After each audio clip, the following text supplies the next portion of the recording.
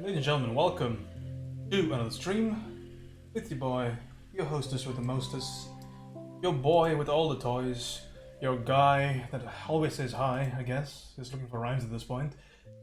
It's your boy James, aka Indian Bud, back at you with some other studies on that Twitch TV scene. Let's get started with the first reference.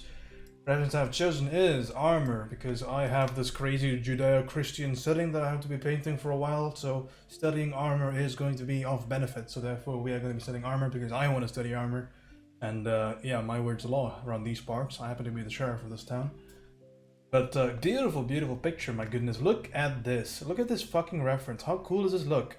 You can find it on the Discord if you're so inclined, if you so want to paint along, which I do encourage, because this is going to be quite a phenomenal little study here. Hopefully I'll be able to do this reference justice. But why is it colored in this particular fashion?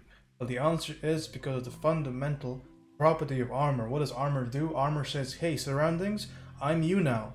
Because it's reflective. It's heavily, heavily reflective, and that is so evident in this particular drawing. Look at how crazy that is, man.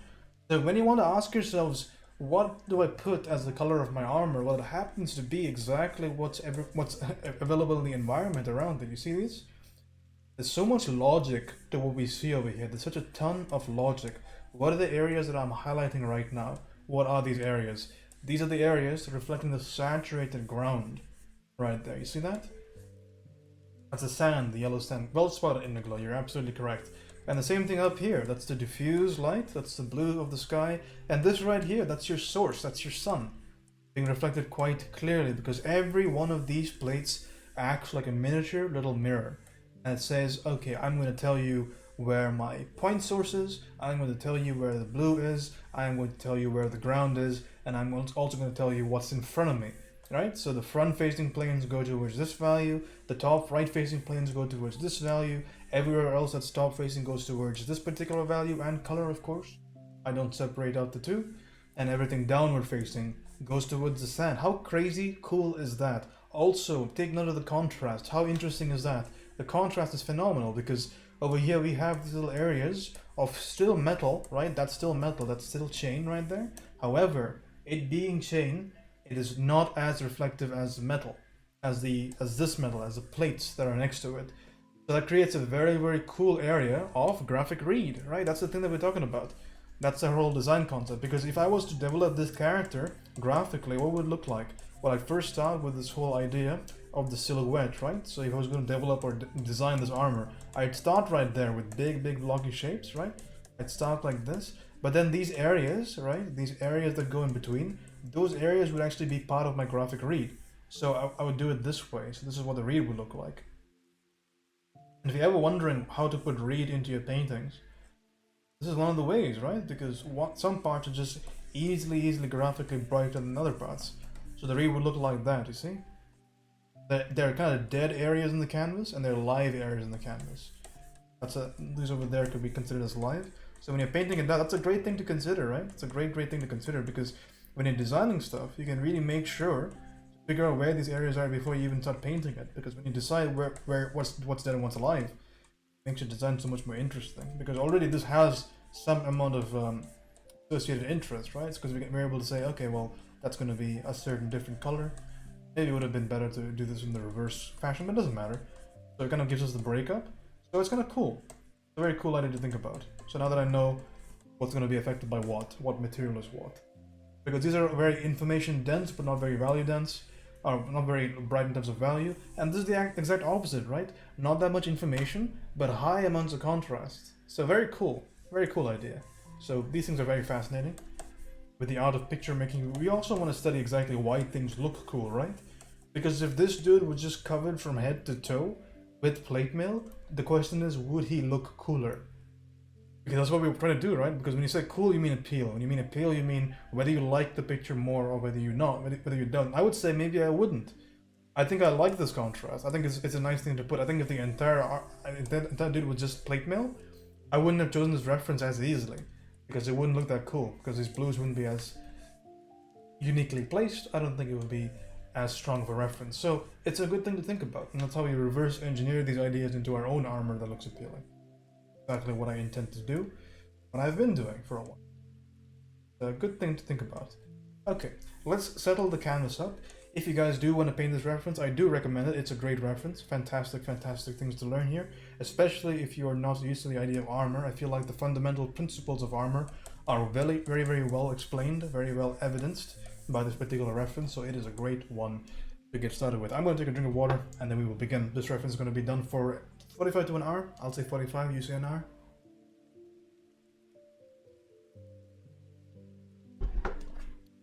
And that is how we're going to be doing it. Okay.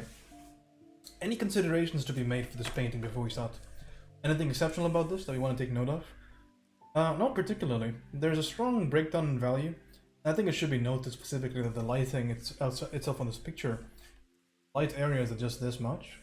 Everything else is kind of in shadow. It's almost like it's been designed to look good. And of course it's a picture, so I'm sure the photographer knew what he was doing. But this picture is actually in majority shadow, which is kind of neat, isn't it? And the lighting direction, coming from top right. How do I know the direction? It is from this little car shot over here. That'll be interesting to put in. Shall we do a bit of a sampling on the values, see where things are supposed to go? That. What is that? Just tabs. Figure things out. These areas over here, the male seems to be graphically much darker than everything else. That seems to be perfectly. But beyond that, I don't think there's too many considerations. Let's just start painting it, shall we? It was me proving a point. I'm going to click this.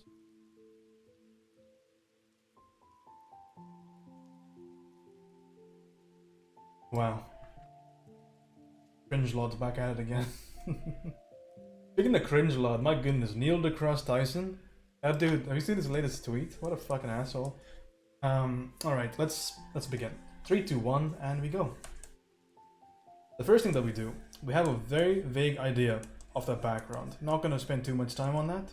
Not gonna spend too much time on it. But we want to have this essential quality of weeping. How's it going, Bonnie? Big shout outs to Bonnie. My Scalinius Candy Farts. Go check her channel out. Cool dude. Cool dudette. Whatever she is. She's pretty cool about it. Okay. I have this vague idea. We don't really spend too much time on this. The vague idea of that background. Easy peasy. And this vague idea of the sky. The sky is actually going to be quite saturated. A bit more than I'm used to. Because I want to be able to justify putting in ridiculous amounts of blue on the actual armor. Wonder if the armor is local cool. Could be, right? Could maybe be. Just take the L. Just take the L. Okay, so I'm gonna add in some random ass strokes here because why not? Abs, look at this dude sliding in already, my goodness. No hesitation. Just full throttle. Right at it. What a hound you are. Inner Glow, are you gonna be doing the study with me? You better be. I'm gonna be very disappointed if you don't. Get some initial strokes in here. It doesn't have to be too interesting. I'm not gonna spend too much time.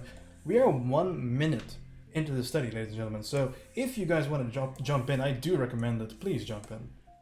Paint this with some vague notions of desaturation. We don't have to go too crazy with this, but I do want some hints of blue in here. And if I want hints of blue, I first start with that desaturation, so I have a bit of a bridge in there. And now I can paint in some ideas of blue. Disintegrate, good to see you, dude. You've been in like every stream recently. I really appreciate that. Thank you for your continued support. It really does help me out. You think you're just being here and, you know, just sitting there, but I appreciate it immensely. Very helpful to me. Chris, how's it going, dude? Good to see you, Chris. Oh, the wise carrot, incredible artist. That dragon, Chris, that dragon looks awesome. Wondering what dragon? You're like, what dragon is he talking about? Check the Instagram, specifically check Chris's Instagram. I think he did a phenomenal job. I don't know what I'm doing here in the background. I'm just like exercising big fat strokes for no reason. Nothing wrong with big fat strokes, let me tell you, but I got an armor to paint, dude. I can't do this for the rest of my life. I gotta move on at some point. So 2 minutes 20 seconds. Let's just say I'll make a commitment, right? You know, sometimes you're in bed and you haven't moved and you're covered with crumbs and you need to really have a shower and make something of yourself for the day. You're like, okay, fine. When the clock hits the next, you know, 15th minute or whatever on the clock, then I'm gonna get up and then I'm gonna be somebody in life. I'm gonna get up and I'm gonna be amazing. So I'm gonna say 3 minutes in, we're gonna do exactly that. I don't like crumbs in my bed. Alright, you guys are just perfect, aren't you? How is everyone? Sorry, I'm on the phone. She's on the phone. Anywhere? Just saying. Stop making weird dreams. Don't tell me what to do. Especially with Bonnie. Can't own me. That is 3 minutes. So the last thing that we will do, we're gonna do a little bit of a spitter spatter right here because we want to have a bit of defocus. A bit of defocus in this background because we don't want things to be very eye-catching, right? We don't want things to kind of say, hey, look at me. So we want to slightly defocus that. So hit this with a little bit of a something right there. A bit of a something. And what is that something? That's a Gaussian blur. Very common tool by a whole bunch of people. Can I eyeball that little light in the background? Does that seem light enough to you? Because it doesn't seem light enough to me. I'm not really getting that impression of light. So let's slam this value in here. Shall we? We'll slam some light in here. That seems way too desaturated. Doesn't make any sense for that to be the case. Oh, with this now that looks interesting. Now that I can maybe work with. This I could work with it even more, potentially. That looks okay. Blur the eyes, do a quick check, see if everything is working. Okay, that's enough for that. Let's just get started with this old Night Dude, because Night Dude is the focus. And we are 4 minutes in. What is the percentage of 5 and 45? 5 goes into 45, how? 5 nines are 45. So 1 in 9. What is 1 in 9? You got any math whizzes in here? 1 in 9 would be 9, right? 9%? 9.9% or something like that? 9.45%? Most likely. Listen, alright? I'm an engineer, I'm not a math whiz. Okay, let's get some lines in here. So the question is, do I want to actually block this out? Because that's actually a consideration when you're doing a study. Like, you don't actually have to block everything in. You don't have to. You can, but you don't have to. Do a bit of blocking, right? Let's do a bit of these squares and these triangles and these circles, just to kind of let people know they're dealing with the real art man over here. This ain't no casual stream, right? We gotta deal with that real art stuff, which is why we put these lines in, just to let them know we mean business. So when you put these lines in, I want to consider a few major things, right? Because first I want to consider perspective, meaning the way that everything is positioned with respect to the viewer. So I want to draw those straight lines just as a reference for myself, just so I know where everything's supposed to go. Put that line in here, a general gesture line for the entire pose. Seems simple enough. Now watch this, he's going to bend backwards. 3, 2, 1. I guess he's not, he's bending forwards. That doesn't actually look too bad. We can just continue with this. You'll find that if you flick very early on, you tend to kind of avoid that whole skewing idea entirely, which might be a smart thing to do, right? Might be a good idea. Especially if the skewing bothers you. Welcome back, Molly. So, Do the initial little flip. 1 in 9 would be 11 point... Yeah, you're right, because 10 is 10%, you're right. The L on that one. Rectamundo just tabs. You got a calculator in your back pocket when you're doing those backflips. Hell yeah. I respect it. I think this is a little bit longer. Just a couple of guidelines, that's all we're doing. Nothing wrong with that, right? Get a general idea for this hand. It's oftentimes a very important question to consider just how much you want to kind of follow your reference in terms of overall gesture. And the answer is really depends on what the focus of the study really is. If there's a focus on that gesture, or do you think the pose is immensely important or interesting or integral to kind of convey the piece? And if it isn't, then, you know, fuck it. You don't need it. You don't need it with any amount of clarity.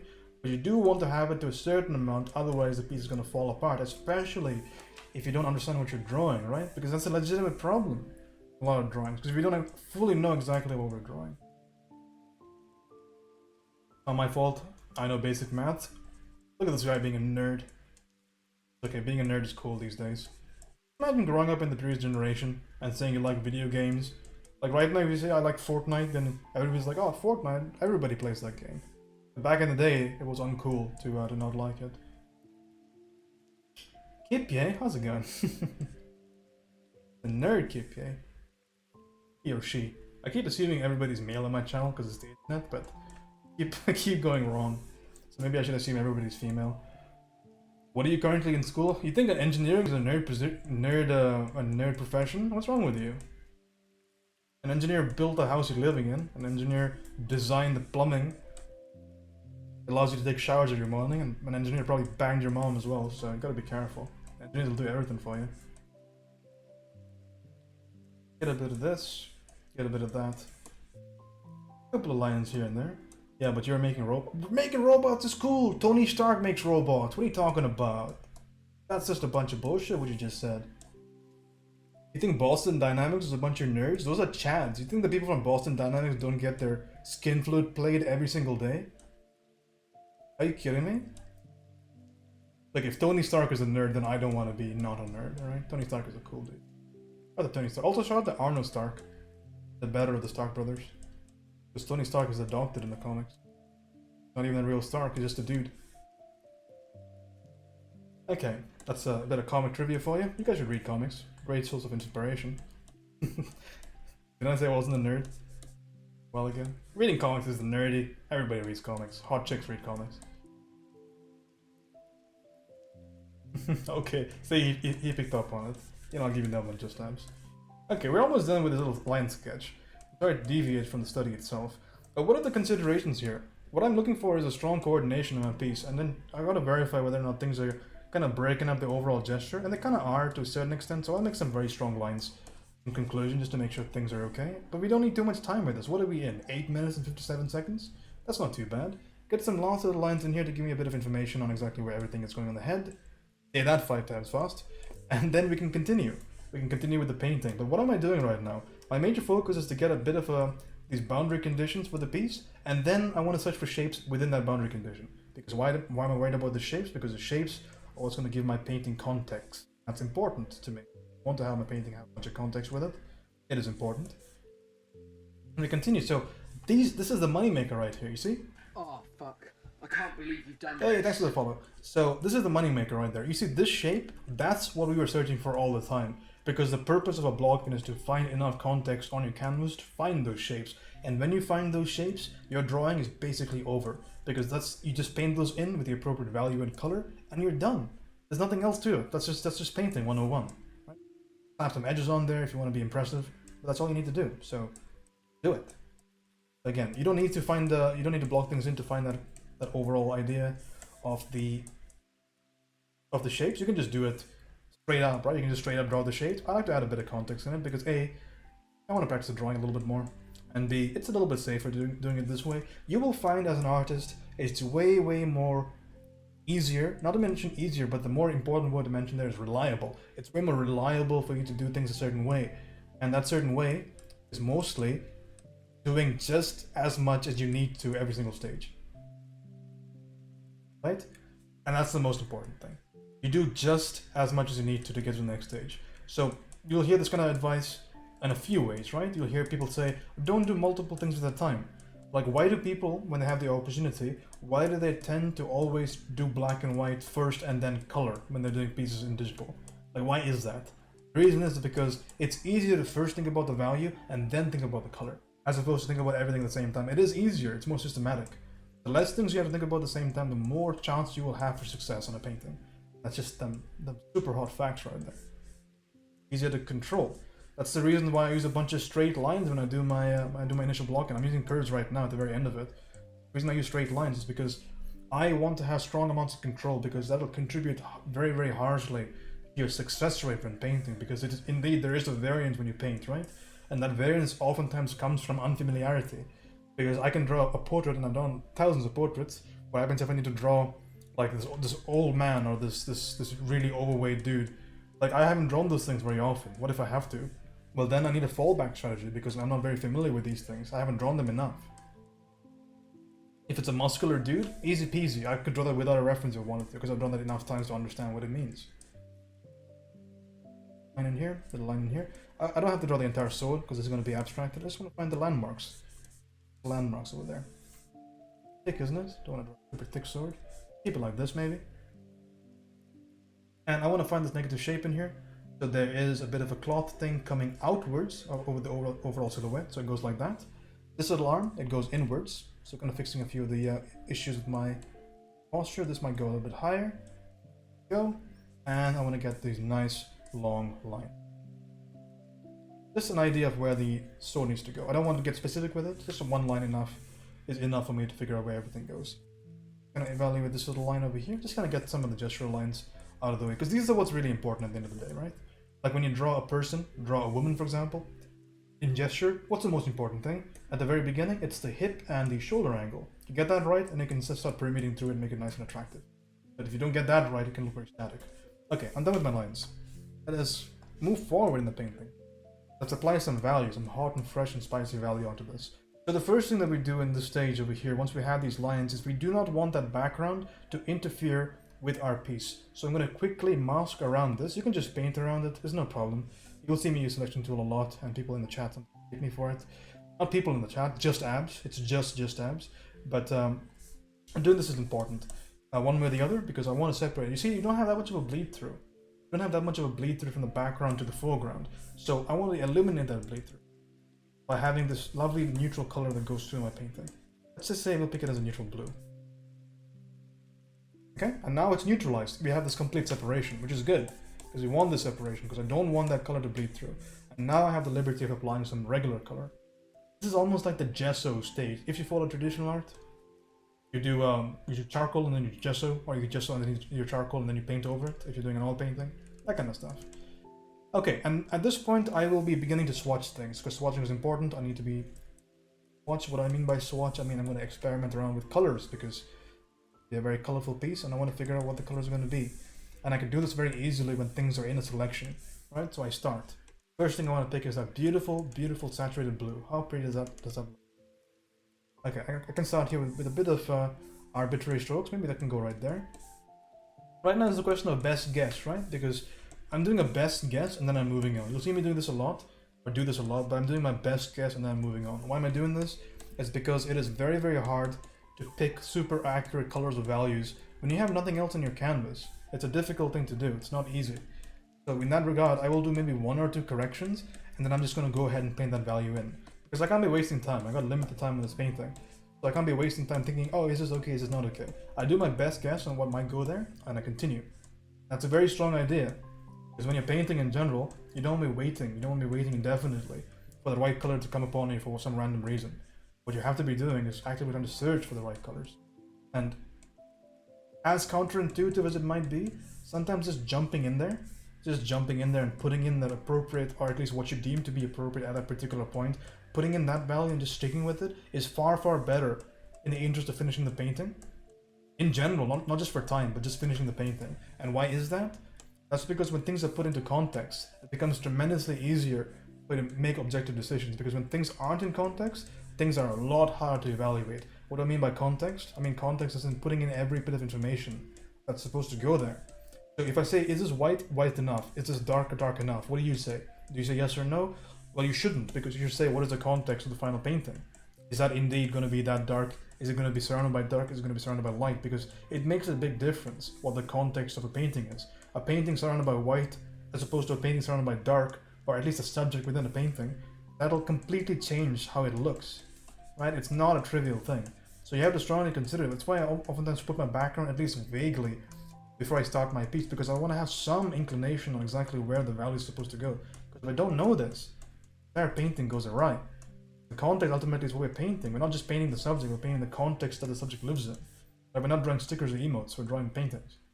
We're painting stuff, so it's important. It's such an important thing to consider when you're doing work like this. Those little lines are details, I don't bother too much about them. Again, blur your eyes, get that context, and then continue. So these dots are pretty important, which is why I'm putting them in. I don't tend to pick a crazy amount of values. In fact, you should probably not do the same. Don't pick a crazy amount of values. Keep things under control. So when I want a different hue at a different value, I just pick a dark from here and I hue shift it much quicker than picking a new value. Keep things nice and coordinated. Same way that if I want a red over here, I'll pick this red and I'll paint it in like that. Same way. I'll have to be precious with this. I know red's going to go there. I'll shape it in later on. Let's pick that nice bright blue value, because there's three components to this the way that I see it. There's this thick, very saturated blue right there, there's a lighter blue, and there's that highlight that almost tends towards warm, doesn't it? There's three areas right there. Let's paint the second color, right? Because I can divide it into three simple stages. How about this? Does that seem sufficient to you? That seems okay, right? It seems alright. Let's continue with it. Continue with that idea.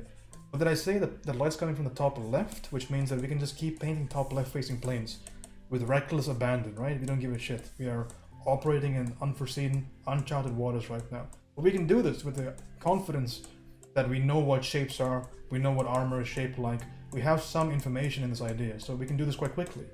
Why is that again? Because I know where things are shaped. I know how things are shaped over here. And yeah, you do too, technically, because we looked at the painting enough times. I did the line out for it, and I was thinking about it while I was doing it. I was like, what's this actually shaped like? What is the actual form to this? And I think helps. Over here, we have a bunch of muddy colors, right? We start at almost like a muddyish brown. Do you see that? Let's paint it like a motley here. And I'll use an intentionally soft brush for this. Let's paint like a motley mix of like reflected colors, because that's exactly what that is. It's a bunch of reflecteds. So I can just go crazy here. I'm going to use a bunch of fun little strokes here. Bellio, good to see you, dude. How are you doing today? Get a bit of blue on there.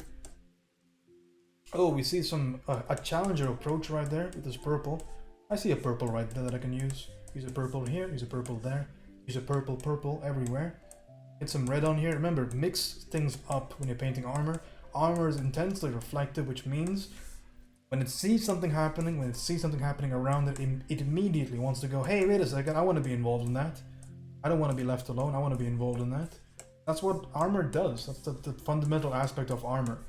So when you're painting armor, don't just consider what the light on the armor is. Consider what the context of the armor is, and that'll let you get a much more effective conveyance of it. More armor studies? Yes, indeed, sir. I like you seeing me paint armor and be like, is this an armor study? Maybe. Just maybe. Get a bit of red in here. Well, good to see you, Kraken. How's the day treating you? And remember to reuse, please. Please, please reuse. So I see a dark over here, I see a similar dark up here, I reuse it, right? Nice and simple. This comes from your boy, your artist friend, James Gurney. James Gurney is a big advocate of reuse on the canvas, and if you guys don't believe me, you gotta believe him, because he is incredible. Incredible is an understatement, one of the best artists of our time. Definitely go check his work out on YouTube and Instagram or whatever you guys use. Check his work out. See this blue right there? I'm not comfortable with that blue. Heading a bit too much towards purples, yet this blue heads a bit more towards the simpler light blues, right? Don't you think so? Please name again. I will write it down for you in just a second. Here. There we go. Rich, nice, and purple right there. This is the name. Oh, you can't see that. Oh, you know why? It's because I'm in selection tool, that's why.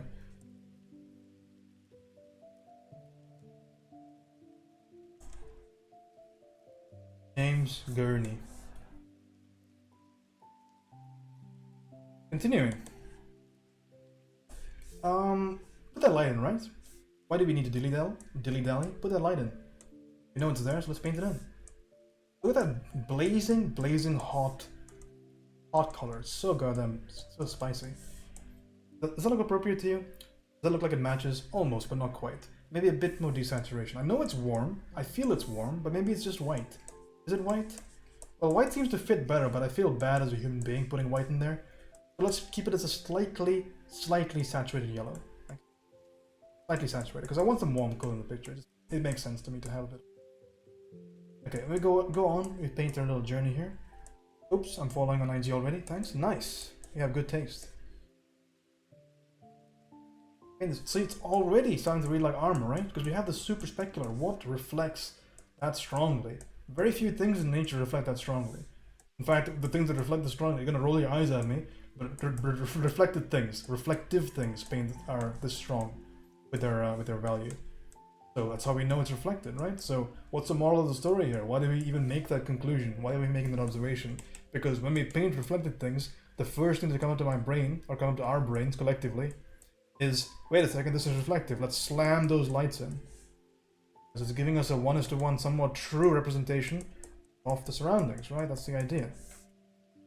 Get this little idea over here for the armor. Now, there's a big question to be asked here, a very important, very large question. The question is, are you running away with things? Because that is a legitimate concern when painting this way, because I'm painting in a lot of value, I'm painting in a lot of color, but am I losing my form in that process? That is a concern that needs to be had. Because it's very possible, right? When I'm abstract and very non-picky with my strokes, things can get a little bit awry on the canvas. Things can get a little bit out of control. So it's important at every stage we go all the way back and we evaluate, am I going crazy with my life? Is everything okay? And it seems to be just alright right now, but it's threatening. It is threatening things are gonna go a little bit out of control. So when I zoomed out, what did I notice? The first thing I noticed was this orange over here on the bottom. It seemed a bit too saggy. It seemed not as strong enough. So I'm going to strengthen that orange out real quick. You see, I'm afraid of putting in saturation. That's one of my weaknesses as an artist. When I see saturation, I go, hell no, I'm not doing that. But I gotta evaluate it objectively, which is why this distance helps me. This distance helps me kind of think about, oh, wait a second, what's actually on this canvas? What is actually happening? I'm gonna paint a bit of the yellow in here, and I have some red down there. Why don't I just put some red over there as well? That sounds fun. Do it. Is this a 45-minute? Yes, indeed, sir. It could be pushed to an hour, but I don't know really. But usually these I try to get done as fast as possible. So I've in the past done armor studies that have been technically for an hour and I finished them in 30 minutes, so depends. If I've gotten enough from the study, done so. Remember to paint in the strong areas of dark. You know how powerful those are? Those strong areas of dark in armor studies, or in armor in general? Why are they so powerful? My evaluation of it is because of the fact that when things are so reflective, then suddenly the things that aren't reflective, the things that are quite matte, those things stick out like a sore thumb, and I'm artificially giving more attention to it by saying that, hey, look at this. Look at this thing that's so not reflective compared to things that are reflective. So those darks really matter, and that's something that we've noted in armor before. All the things that I'm talking to you about with the armor are things that I figured out on stream most of the time, studying armor before in the past. So do your studies. Do those studies are very, very important. Let's add a bit of information with the transition here, right? Because there's a little bit of that slight little, almost oily texture to that oily nature to the armor surface that I want to kind of capture with a few of these strokes. Angie, very welcome, you beautiful bean. Good to see you. How was your stream earlier today? I was looking in your chat. I had to mod for Ashley, so I wasn't very talkative. But I like those faces that you were drawing. I thought they were phenomenal. So what can the armor studies be used for? Because I don't see many artists using armor in paintings. Well, a lot of my favorite artists use a ton of armor in their paintings. So it's super important to me personally. But in general, it's a good idea to render metals, render reflective surfaces, because they're so beautiful. They're beautiful to paint, they're beautiful to look at. And personally, I see it a lot. That's why I'm even motivated to do it in the first place, because I see it a ton in the work that I follow, right? A lot of the Renaissance style painters, they paint armor all the time, because armor was worn during their time, right? A little bit of this fancy little smeary thing happening right there. Can I get a bit of that smear in here? A little bit of fancy brushwork? Maybe it's possible. Just maybe. Wrestle it from the edge of there. A little bit of this maybe. Seem a super headsy? Headsy? Hope that means good. Okay, let's throw a little bit of soft airbrushing in here because that'll be fun. Right? Because remember we have a bunch of like semi-soft strokes in here. We don't have anything super soft, and we have a bunch of hard because, well, where's the hard coming from? That's coming from your selection tool. And that's why we use selection. Look at how beautiful that looks. How pretty is that? Look at that contrast right there. Awesome. Great stuff. Okay, I'm gonna raise the value a little bit, so because it's killing my structure. But doesn't that look cool though? Doesn't it look a little bit cool? Like I'll do something like that. Look at that. It looks kind of sick, doesn't it? Okay, I'm gonna actually continue to paint in the selection, but I'll disable my selection tool. And you can do that by hitting Control H in any program. Control H disable selection tool. But I'm glad you had a good stream. Well, it doesn't disable the tool, it makes it invisible. Like it? Cool. I like it too. I think it's awesome. I'll throw a bit of a purple in here because I want to somewhat deaden the shadows. Not super, but somewhat. Also, this is going to be the moneymaker right here. I'm going to add this little darkness underneath. This little shift right there. That indicates a break. As long as I'm sensible with this. This is a very awkward line to make, I'm not going to lie. With the angle that I'm painting with. But maybe if I just stroke so slowly. You will get it, and indeed I do. And you see something over here? You see that? Because that is a downwards facing plane right there. That's why it's getting a bit of that yellow. You see how much information you can get when you think about things in a planal way? Now I do recognize over here that this little thing is looking a little bit oblong. I will choose to fix that in a second. Let me just apply this value here, and we'll do a quick little fix. We'll do a bit of digital magic, or as Abs likes to call it, trickery. Cheating, I guess. It went very well. I felt a huge boost in my drawing already from the studies. Love the color. Yeah, the ref is awesome, isn't it, Andrew? Jump in if you can. Okay, I'm gonna do a bit of a variation right there. This goes above. There's a plumb line there that I missed. If you guys don't want to miss it in the future, it was this plumb line. This way, this goes halfway. That goes halfway, cuts the armor in two. Do I still have my selection? Two.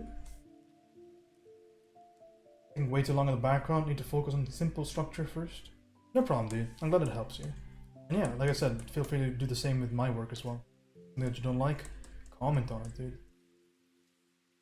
Not a sense of going back and forth, but again, like why are we doing these studies together? What is the point? I mean, we understand like our benefits and what our purpose is against each other, right? So it's all good. But I do recommend people, if you want to, if you see something that you don't like, see something that you think you can improve on, or I can improve on, mention it, because I'm going to be doing the same for you. Thanks for the shoutouts, by the way. Who's that? Is it DT? Boy DT. The darkest of twilights. That's Abs, cool. A bit too tired to paint anyway today, so it's gonna lurk a bit. We'll paint it tomorrow. No problem, dude. Had a nice battle, long and hard. Have a nice rest in your Pokeball. DT isn't even here. Why are you giving him my credit? Good job, DT. Hell yeah. How cool is this, dude? This looks awesome already. I'm such a big fan of this study. Okay. Blue in here. Yo, look at that shape right there. Isn't that shape neat? Like, what even is this? What is that? Like a plate that goes in the middle of his arm. That's sick. I guess it's this thing over here, right? That's such a cool shape, though. It goes up and then it goes down. I'm gonna put that in one of my pieces at some point. I love looking at that stuff. What's funny is we're 29 minutes in and I still haven't broken my selection, dude. So I'm just very comfortable sitting in it. It's probably a bad idea, though. I'm gonna get rid of it at 30 minutes. See, making that commitment with myself. I'm gonna keep the commitment. Okay, continuing on, right? You see that little arch right there? Let's paint that arch in. And the nice thing about it is I can just sample around, get a value that's appropriately positioned right there. That, like that, that. And remember, these darks are so important. Let's vary the way we put the darks in. Let's put that dark in with a bit of burn tool. Well, burn this dark in. Burnt. So bam, right there, easy peasy. Okay, burn a little bit over here as well. A little bit of burning in my life. And I can throw in a little bit of light in here as well. That's why you're the better. Oh, goodness me. Are we comparing streams right now? Bonnie is the better streamer. I feel like that's pretty obvious. Okay. Add a little bit of dark right there on the transition. Dark right there. And you see, I want to get this little bit of a highlight right there. So many ways of doing it. Here's one of them. Straight painting method. Grab the brush that you used over here. Pick a lighter value and then paint over. Like that, right? That'll increase the value naturally. That's one way of doing it. Alternatively, quicker way of doing it. Grab any sort of modification or filter brush and they can raise the overall value like this, right? Now you think, oh, wait a second, that's in light, is it? Is that in light? Kind of thing. There's so many ways of doing it. That's just a couple of them. But yeah, pick the way that works. I want to have some dimension in there, right? I can't even go along with this joke. Look at you, taking the high road. Admirable. Okay, let's add a bit of this dark in here. Boom right there, boom right there. Easy peasy. And just blazing through the study. Love how humble you are. Get this dark in here. Gotta take charge, man. You gotta admit the faults, gotta call out good things, call out bad things. That's just how have a happy long life. James is the best, wink wink. Wow. Wow, wow, wow, wow, wow. As Bonnie would say. Okay. Get some of these free range values down here, because right now when you go lower and lower, also say goodbye to the selection, it's gone. Is it gone?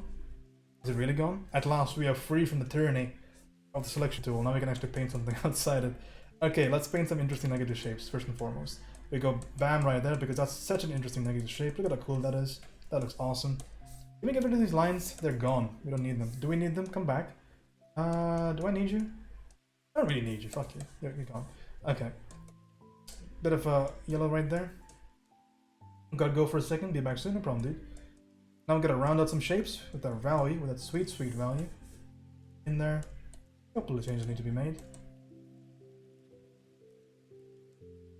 Right now, I'm most likely going to be painting within the confines of my painting. Existing values, rather. So I'm not going to make too many crazy changes. Some changes are going to be made, but not too many. There. Pick a light value over here, put it in appropriate directions.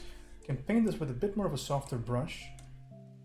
Sampling what I need. I'm missing a little bit of a bluish high value like this. Dude, Tens, thank you for the sub. Appreciate you. Also, welcome. To have you in here. Bit more blue in there. Bit more blue in there. That's a bit too light, isn't it? You're an elusive one, Mr. Value. I will find you. We'll find you. Something close enough will be okay.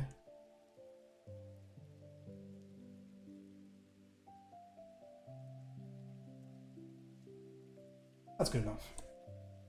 Just searching around, because I kind of am picky with that particular value. Like, add the spikiness when I need it. Good to have you in here. There's some amount of spikiness, but it's kind of soft, isn't it? It goes softly from the bottom. Soft, soft, soft. We can do this actually a very clever way. I can do a function like that. Really do that. Get a nice bit of texture on there. Beautiful. The darkness underneath there. Probably look at my reference while I do that, actually. With the reference, get that appropriately positioned right there. Go. The blue in there. Thank you again, Tens. Very kind of you. We got a sick amount of subs this month. I know we pushed 1 month to get the emotes, but then the next 2 months I think I've gotten just the requirement. I've gotten 50, I think, both months, which is really cool. So thanks, guys, for the support. This is not like a super like sub-based channel, so you guys just throw money at me. I mean, I really do appreciate it. Okay, a bit of this light in here. It's nice and loose. Some of these need to be tightened up, right? So we're gonna tighten things up here. Get that nice little specular highlight. Very tippity top right there. Same thing goes for over here. We're gonna be putting a little bit of time into just making some sharp little shapes on the face. Keeping in mind where everything is pointed. I seem to recall more information on this guy's head, but I guess it's all gone. Simple sampling of values gets us a lot of information off the bat. Top right here. Just manipulate whatever's on top here to get a bit more of that roundness. Easy enough. A bit of excess value here, we can trim that down. Replace it with a bit of this darkness that's missing. No problem, abs. Pockets in here. Get this flanking value. Continue. Are we missing anything really important on the head? We blur our eyes and ask ourselves a question. So easy to ask. Not an easy question to answer though. So we are missing a couple of things. There's some brightness around the head that I kind of want to capture. First, get rid of this. We simplify it. A little AFK playing in my room, no problem. Thank you. Welcome by. Do it. So there are a bunch of these streaks that I want to address. So those streaks need to be addressed. So one streak goes right there. That. Beautiful, beautiful reflections. And I can even double down on them. I can double down them with a bit of this brush right there. Make them a bit more saturated, right? Because why not? I can add a bit of information there. There seems to be this lovely purplish pink coming out of it. Throw a little bit of that on there. So I can find a way to put that in that makes sense. I think that's the. I don't want to overcrowd the information right there, so I'll kind of cut that a bit short. Of course, some of these planes are facing downward, so it's kind of important for me to draw those planes. Amount of value, so 1, 2, maybe go 3. That adds a bunch of depth to it. Some of these lines are kind of shaping boundaries that I've set for them. Be a little bit careful about that. And now we can re-put this value in here, the way that cross here. Add that value right there. Now we have this beautiful helmet.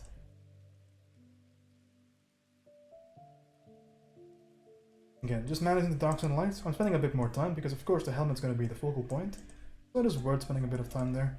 Get some blue from down there. Remember, sample within your piece if you can. Don't try to look for crazy amounts of value in different places. Oftentimes it'll just ruin your whole value structure to begin with. But just keep things nice and simple if you can. Here, there's a little bit of a light specular on this side. Paint that with a bit more vagueness. Can't paint that with too small of a brush because when you add too small of a detail, the burden is on the rest of the piece to add similar amounts of detail, so let's not do that. And the last thing that we do here is simply fix that curvature right there on the head. Add a bit of that rim light side of it. It is indeed a little bit of rim light. Cross. There we go. Nice and pretty. Or down here as well. Because we don't usually spend that much time on the arm itself, so it's always very fun. Put a little bit more time into it. Cool, I think that looks awesome. See you. Back, nice, welcome back to you. Okay. Now we can just address a little bit of these areas around, see if we can do anything with it. So I'd like to put in the core shadows in a few of these areas. Right there.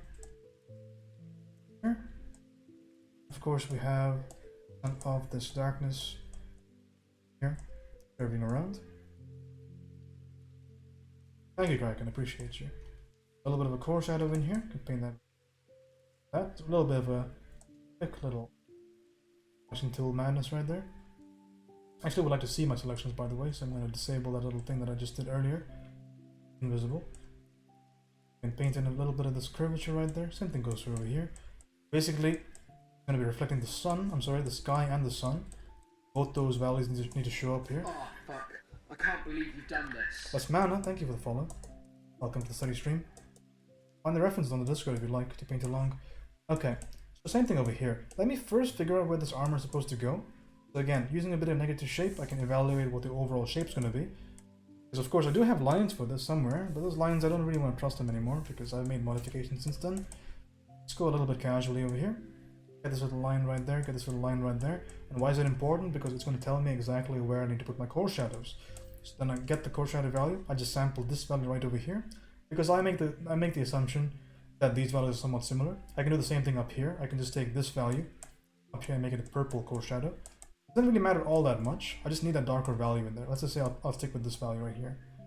Well, it goes right there, and I paint it across. Core shadow. Of course, with the armor, it just basically means it's reflecting what's in front of it, what's in front of the gauntlet, and this is what's below the gauntlet. It's that orange light. It's a beautiful, beautiful setting of lighting. Phenomenal study. Really good paint. The picture itself is fantastic. It's what's really doing a lot of this work because so many beautiful aspects to it. I'm gonna capture a few of them before we're done with the study. Now, not to be too dirty with her. Don't have to be completely crazy. 8 months ago. 8 months? Has it been 8 months? That's a lot of time. I can't believe that. Oh, you created it 8 months ago. Okay, that makes sense. That I can believe, actually. I'm missing some darks down here. Those darks are kind of important. You see, I'm painting this hand kind of vaguely, and I do want it to be vague because I don't want it to capture the interest. But I'll be getting a lot of this dark, a lot of the information out here with this dark. We have a dark right there. We have a dark right there. And this whole area, towards the bottom left, does go a bit more towards the dark right. Why does it say I have no rupees? Because we don't use currency on the stream. Because well, I have nothing to use it, frankly, for. I don't have anything to use. So the currency is currently disabled on my stream. Because again, we just don't use it for anything. Like I said, nothing is really gated on the stream, right? Down here, I see a little bit of a hint of the orange. Where is the orange coming from, you might ask? The orange is coming from the sky. The yellow of the sunlight is mixing the red purple color of these little parts here, giving us this beautiful orange. So I can indeed paint some of that orange in there.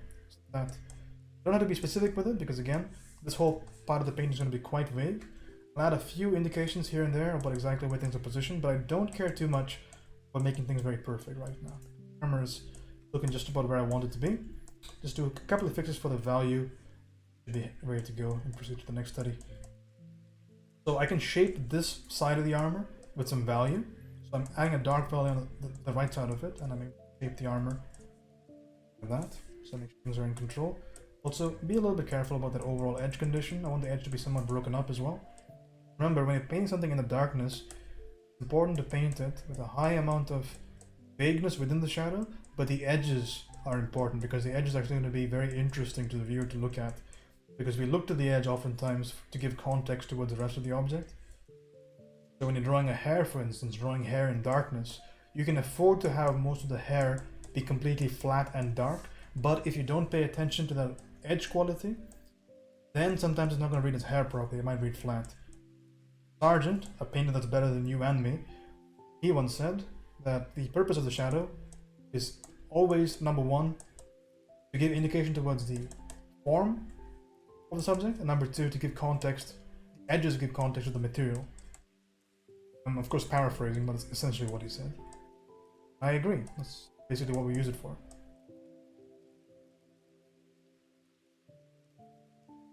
Give the form from the dark and light. This material edges. Look at that blue in there. Would you ever think to paint that blue in here if you were to draw this from imagination? I don't think I would have. I think it looks awesome though. It looks fantastic. Put a little bit of core shadow in here. Again, I don't care too much about those hands. I'll give a little bit of indication of where they go, but again, it's a 45-minute study. Almost out of time. Gotten what I need to. Hopefully you have as well, and if you haven't, keep painting. Okay. So I'm intentionally keying up the shadow over here, but I can maybe consider not keying it up. Maybe I can put it a little bit harsher. It's a consideration to make. But I don't want too much attention going to that hand, and the more contrast I put there, the more attention goes there. But I don't know. Maybe.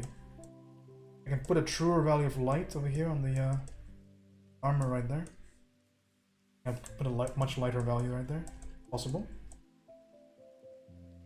A bunch of considerations that can be made for that. Darkness is right here. There's a lot more intricacy. I'm simplifying the armor heavily. There's a whole bunch of intricacy that can be gone into, right? You can actually paint stuff like this over here. But it's ultimately it's a cool little surface detail, but it's not immensely important for the armor to have it, or to read like armor, right? Because we've successfully gotten the rendering to a point where it does indeed indicate that it's armor to me. Which is the point where I usually stop the study. That's all I'm searching for. I want a quick, easy way of saying this is armor. I want to convey that to my viewer. Purpose of the study. Some of this I can actually go quite softer, don't you think? Can go a bit softer. Like we can soften up this little highlight right there. Ooh, is that actually doing what I wanted to? You obeying me, brush? I think it is, kinda, not really. Shall we be digital with this? Let's add a bit of glow maybe. Not a glow, but a dodge right there. We go boom. Got nice and shiny, shine bright like a diamond. And we can also add some speckles, because speckles are cool. Speckles are little specks of information. Going to go a long way in adding a bit more of intrigue to some of your surfaces. Completely ruin a drawing as well if you overdo it, so keep that in mind. Don't listen to my advice every single time. I'll add a single stroke to kind of differentiate this little central part of the armor right there. I think that's a kind of cool little detail to put in. little stroke on the center of the breastplate. That's kind of neat, isn't it? What is the time? 45 minutes and 44 seconds. That is it for my study. Fun, dude. Very fun. I like that a lot. Do a couple of strokes just to finish. I'm thinking of making a nice little collage of all my armor studies and then posting them together. Instagram or Reddit or something. That'd be fun.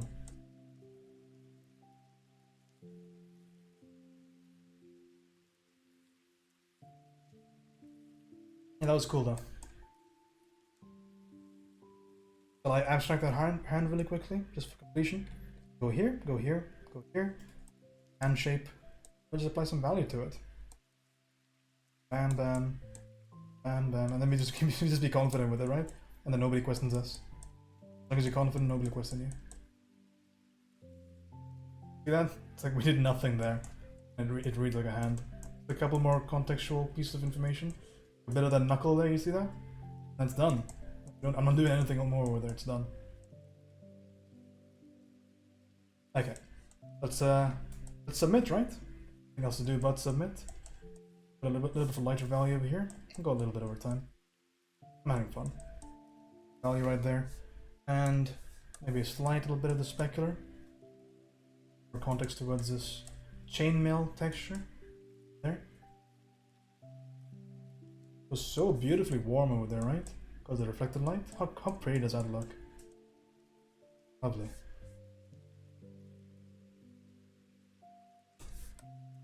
Right on there.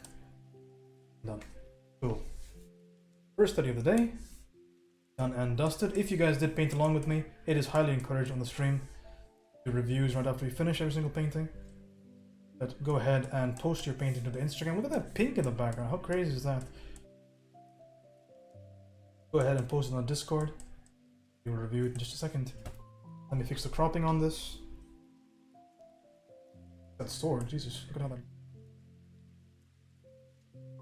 Final time on this study. Final time is 47:58. Do the crop. Boom, right there. Get that character in focus. Lovely. Man, I love doing armor, man. It's so cool.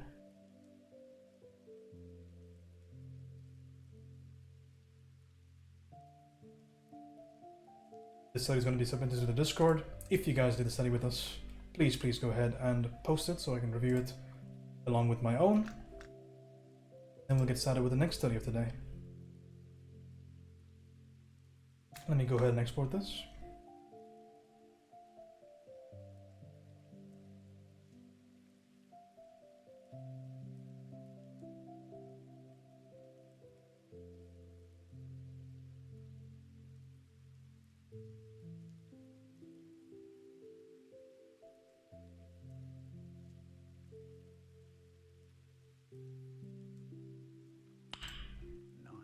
Jesus. Orbital Kraken tipped $1.22. Thank you for the entertainment and the teachings this past month, 26 days. I really appreciate it, man. Hey, don't worry about it, man. Thank you so much for the tip. That's so kind of you. I appreciate it. Thank you so much. The Leander killing it, dude. Hell yeah. I saw you studying yesterday as well, the paint over. Dude, you got some mad painting chops. That's so good. Odd little thing. Okay, review time. I need like 3 hours for this? No, you don't, Glow.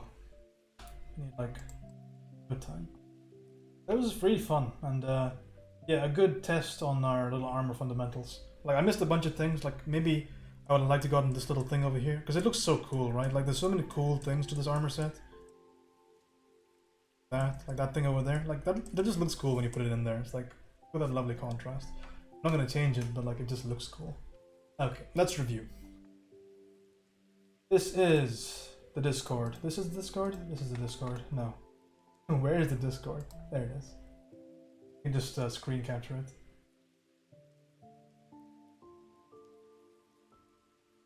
My study? Not too bad. Would have wanted to punch a bit harder with the saturation, but overall, I do like that helmet. I think it was quite successful. And the overall idea of getting this armor done fast, I feel like we got the read really quickly, which is exactly what I searched for. So I didn't actually have to do as much work as I did with the lines. I could have just ignored them entirely because ultimately I didn't really end up using them all that much, but it was fun to do. And the block-in wasn't all that inaccurate. I'll test my block-in for you guys. I can do it right now. If you want to see how accurate my block-in was, I'll show you. Go. Pretty accurate, I'd say, right? These lines are slightly off. Yeah, quite accurate, actually. Not bad whatsoever. This was a bit off. That was my one major mistake. Yeah, the helmet, the lines are all coincide quite well. Pretty good. Also, it kind of looks cool with the lines, right? Not gonna lie. I feel like Bonnie would almost agree with me here. Lines in her work sometimes. It does look kind of cool. And it's a painting, so no lines allowed. Alright, go back to the Discord. Evaluate.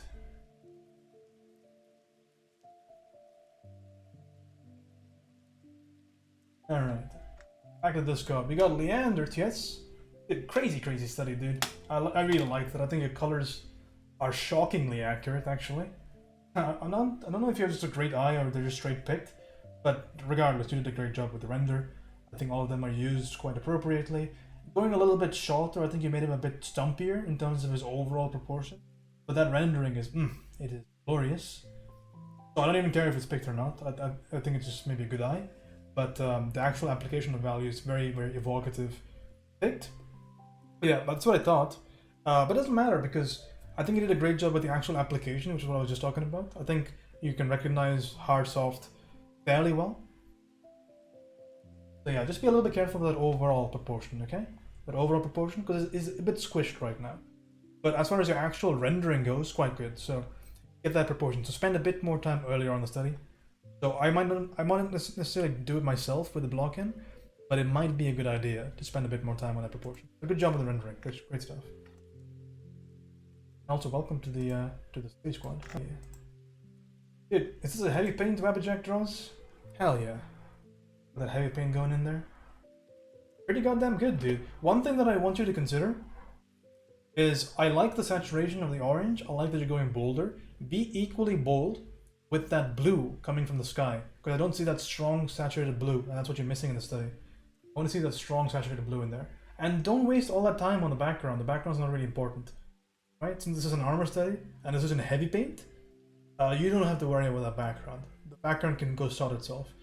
I would suggest just use a basic gradient for the background and just put all the effort into this painting over here, because it bleeds time. And especially with heavy paint, you're using a more cumbersome software than us, so be careful about it. But actually, it's a great start to the painting. I think your proportions are actually quite accurate. The colors, this one going a bit too much towards the green. The colors in this painting go towards the blue, go towards the purplish blues. Okay. I spent like 20 seconds. Did you really?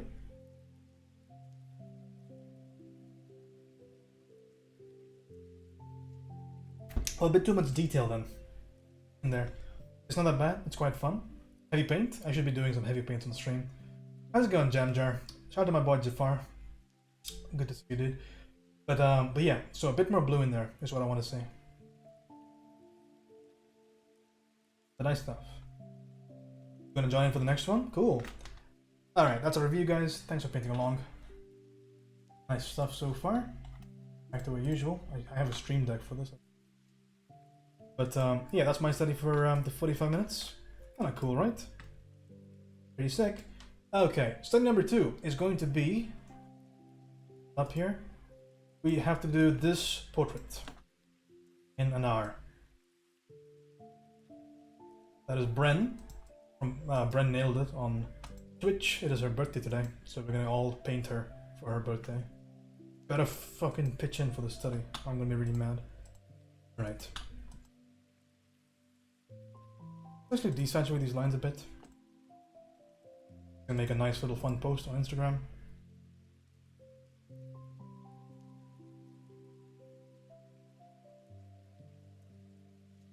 Okay, and that is the last we're going to see of this study. Gonzo. What are your thoughts on my guitar playing skills? I thought it was pretty cool. I like it. How's it going, Azar? For your yearly crit, or can I help you with? Let's save this as a Krita file.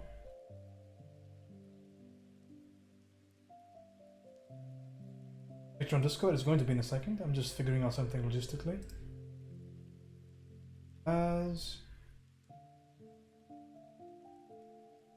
Okay, all good. Fine. It is being uploaded to the Discord now. I'm out here fishing for compliments, and now I haven't been art in a few days, moving on Wednesday. Packing for that. I'm glad you found a place though. Are those lines a trace from your blocking? The lines are not a trace. Those are just things that I blocked in myself. So I started this study with lines, so that's from my blocking. So you can see my initial block from there, the square line, and then some curves painted in. So I haven't done a trace compare, but probably not that far off. Games using line art, it's important to practice it. Like having a portfolio if you're not good with lines. And I'm very good with lines, because of the ballpoint, thankfully. So I have no lack in draftsmanship. The only thing it misses is pressure sensitivity, size thing that makes it fiddly. Heavy paint, I'm assuming. Okay, let's get rid of all these layers. You can find the reference on the Discord. Let me just fiddle around with this. This is Bren from Bren Nailed It. It is her birthday today. You know how I like painting people on their birthday. Or painting. Grab this canvas real quickly. Boom, ba, bam. Let's say 45, or no, let's say an hour for this one. Give her an hour painting. Real quick, right? Good to practice faces. My birthday's coming. Is it really? Lying to me? Alright guys, reference on the Discord, 3, 2, 1, and let's go. First thing we do. Overall idea, out of the way. October 7th. Jeez, is October 7th close by? It's like a month and a half away, isn't it? A basic idea of that, that background real quick. Bit of the selection tool. There. Selection around this, and I'll gradient away from it. I'm gonna get that background in settled. Control Shift I, invert. And just add a bit more accuracy to that selection. This, that. And I'm gonna put a subtle gradient across the wall. That, a bit darker than that. Finding the right value here. A bit too saturated maybe. There you go, that's what I wanted. That's not close by? Well, I guess it's fairly close by. My birthday's in 4 months, so it's really close. Can you draw me? My cow got hit by a car, please feel sorry for me. Cow got hit by a car. An inferior cow. Get a bit of this in here. Gonna figure out that perspective on the roof. Real quick. Not too much with the background. I'm usually gonna do this for maybe a minute or so. Start talking about me random. It's fine. Don't draw me then? Wait, what? What's happening right now? Are you calling yourself a cow, Bonnie? Is that what's happening? Okay, add a bit of airbrushing in here. That's basically shit I've heard from strangers coming to my stream. Yeah, no kidding, right? How come nobody asked me to draw them?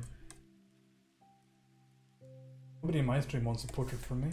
I'm a portrait artist. What the fuck? Are you even reading chat? No, I'm not. Of course I'm not. Why would I do something like that? Let's block this in, shall we? Draw me? It's okay, everybody. We're gonna draw our boy Shaunuk tomorrow. Pens ready? Yeah, people like draw Godzilla now. You're like, okay. I have though in the past. You like that sometimes. Get a basic structure on Bren's face. What a beautiful face it is. Hello, Bren. Okay, get that basic length, breadth, height. Just a very cursory evaluation of where everything goes. Stop leaking. Maybe don't put it on Instagram then. She's cute. I don't know her though. Bren Nailed It is the streamer. Give her a shout out. It's her birthday. I think she's still streaming right now actually. She's doing giveaways and stuff. She's an author, which I can totally respect. I wanted to be an author when I was growing up. My IG is hidden though? It is not. Stop lying to me, boy. It's best to confess. You still could, James. Be an author? I don't think so. That's for missing out on my S-class dad joke. I read it, I mean I didn't read it out loud. I read it in my brain. I read it in my brain. AKA reading. I wanted to be an author too, but I can't read. It doesn't matter. Author just needs to be able to write, right? Do we put this hand in here, guys? Are we actually gonna paint this hand? Like, I like Bren and all, but hand portraits cost extra. We can put it in just vaguely. We did those hand studies, right? What's the point of doing them if we don't use them? Draw a hand pleb? Listen. I'll abstract the fuck out of it, I'm good. Look at this hand that I just drew in like 30 seconds. Get on my fucking level, please. Please, challenge me. Challenge me again. Tell me I can't do it. Okay. Get a bit more of this blocking in. 4 minutes into the painting. Also, I don't know her Twitch. The Twitch is Bren Nailed It. Missing the moon. I heard the sign decided to find a way some people are physically not able to read. It seems like it's something to do with the ears all along. Azar does have big Dumbo ears. He's got big elephant ears. But it's a sign of fertility, so he's good. How's it going, Moon? Means Azar is fertile.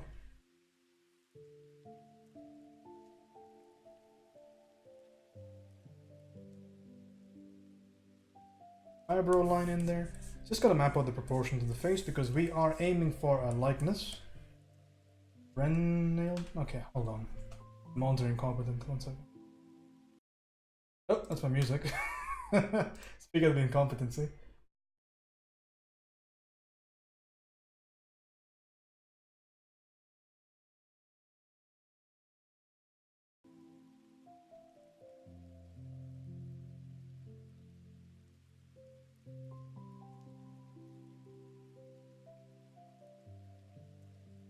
There you go. That makes sense. I don't have ears. Okay, that's not true. Yeah, not being able to read is called aphasia, I believe. Could be wrong though. Or just illiteracy. I already googled it. You're slow. I'm also streaming art. Did you know? Control 1 to resume the timer. Okay, mapping out those basic proportions. Oh, so important. Okay, do a bit of Loomis in the face because Loomis is going to lead us to victory. Loomis is basically a breakdown of the proportion of the face. Prevents things from getting a little bit too awry. Ever draw a face and it looks nothing like a human being? That might be because your fundamental Loomis measurements are a little bit off. Gotta be careful about that. Always at every stage, be a little bit careful. I'm very literate. Is that Welsh? Literate, okay. I'm gonna get those intermediate little tapers in here. Those tapers are also important. Don't get those tapers and the entire face gets skewed. Getting some initial little markers for the little variations, but then we can find everything not too badly.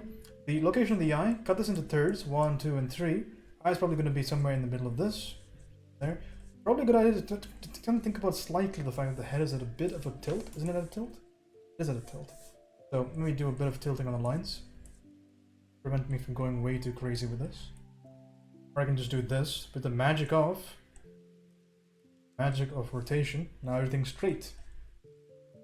Okay, get this little central line over here. That's what's going to help me get the mouth. Okay, and then I can find out everything else with the face quite easily.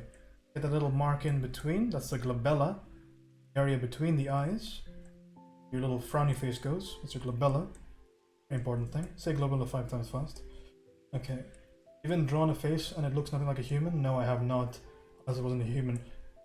Okay, well, just as, ladies and gentlemen, incapable of making a mistake. He is perfect from the day he was born. Gaze in his honor. Also follow him on Twitch. He just loves when he gets shouted out. Follow his perfect supple body on Twitch. Okay, get these little eyes out of the way. Drew a lump of the eye. Now we're going to draw this based on the lump. Right there. And one right there.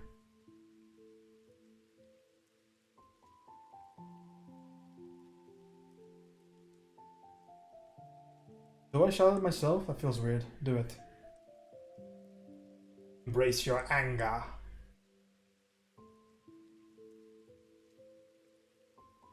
Okay.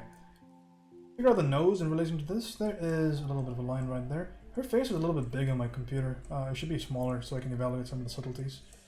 Let's slightly do that real quick.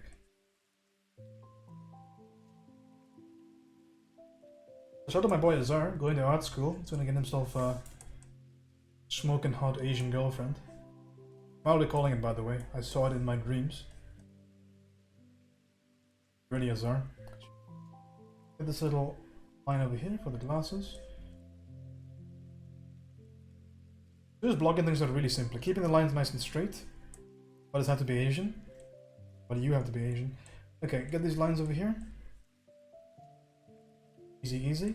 Glasses almost make things a little bit simpler for us because it gives us additional landmarks on the face to figure things out. That. Figure out the lips real quick. Lips are going to be about halfway this distance, so about this much. It's going to be the top lip. And we can get some plumb lines in here to determine exactly where the left and right go. Left is right over there, so in the middle. The right as well, plumb line in the middle, right about there.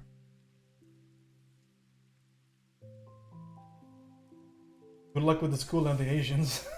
Good luck with the Asians. Okay, drop Ben's beautiful lips. Bottom. That. Getting that tilt nice and easy. Okay, make sure that we get our entire idea of the head in proportion.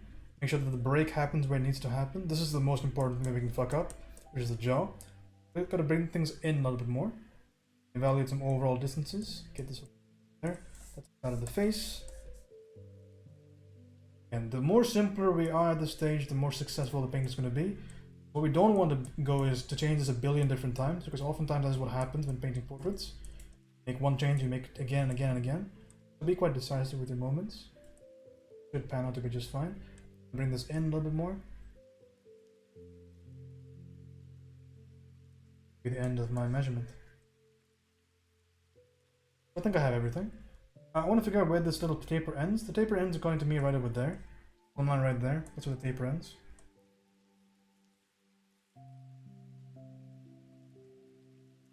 It has quite an angled jaw, but we can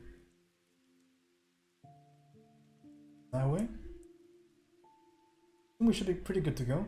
Just getting some internal measurements. It starts to curve around the plumb line near the nose, so it goes back here. Don't want to be too filthy with my lines here, but it's starting to get quite filthy, but figuring things out. There. Could probably have done this with a lot less lines, gonna be honest. Making things quite clear. My drawing is very tilted and I can't rotate it without moving everything. My drawing is quite tilted and I can't rotate it without moving everything. Don't worry about moving everything, there can't be all that much on your canvas, right? Move everything and paint accordingly. It'll be fine. If you want to rotate just a drawing, then it's this button over here. It's the one, pause the timer. Is thing over here. Do stuff like that.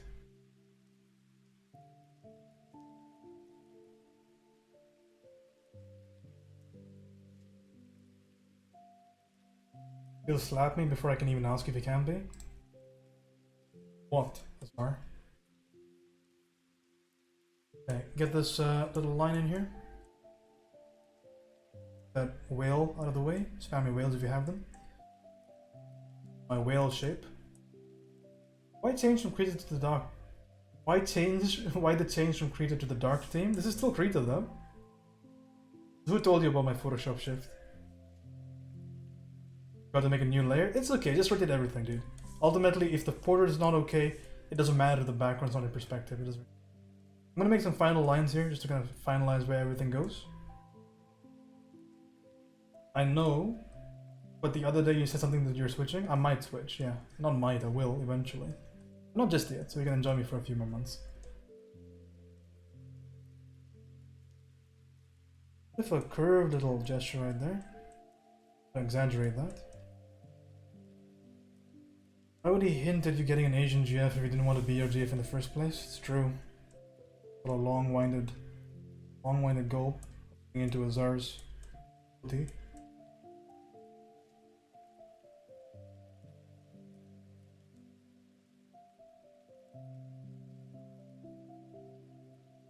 big step back. Delete and start over. Don't listen to him, he doesn't know what he's talking about.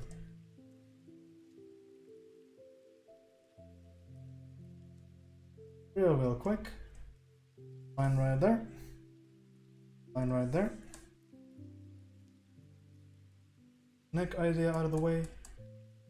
Down here. He wants you to chase after you in art school. It's true. I'm going to art school. Alright. You seem to be in good shape to continue. Pretty accurate line drawing, I think. Not line drawing, but blocking.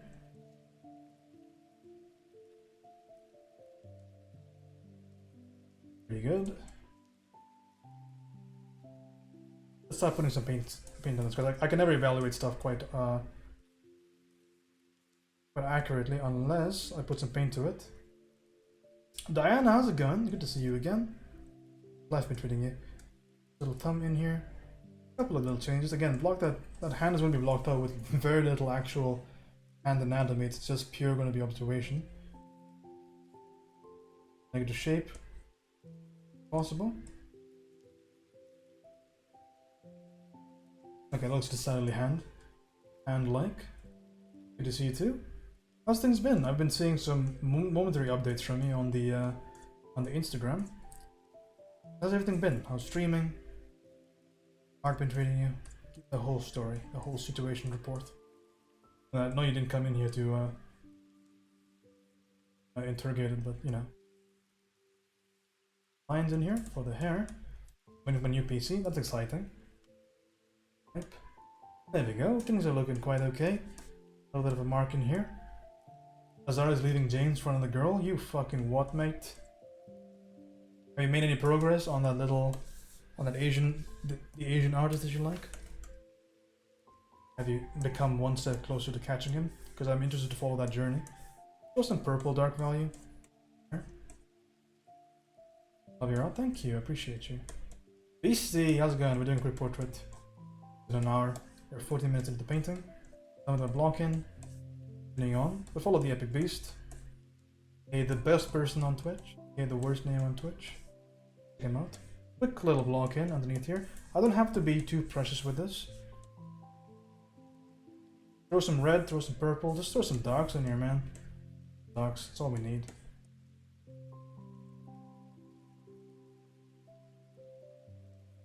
Give my boy Beastie a shout out if you can. Can't then find a new job. Okay, blue. Saw the dress. Easy peasy. Just flat colors, just filling this in. Nothing special, nothing too precious. Skin color, let's start with the base of a neutral light value like this. Desat a bit more.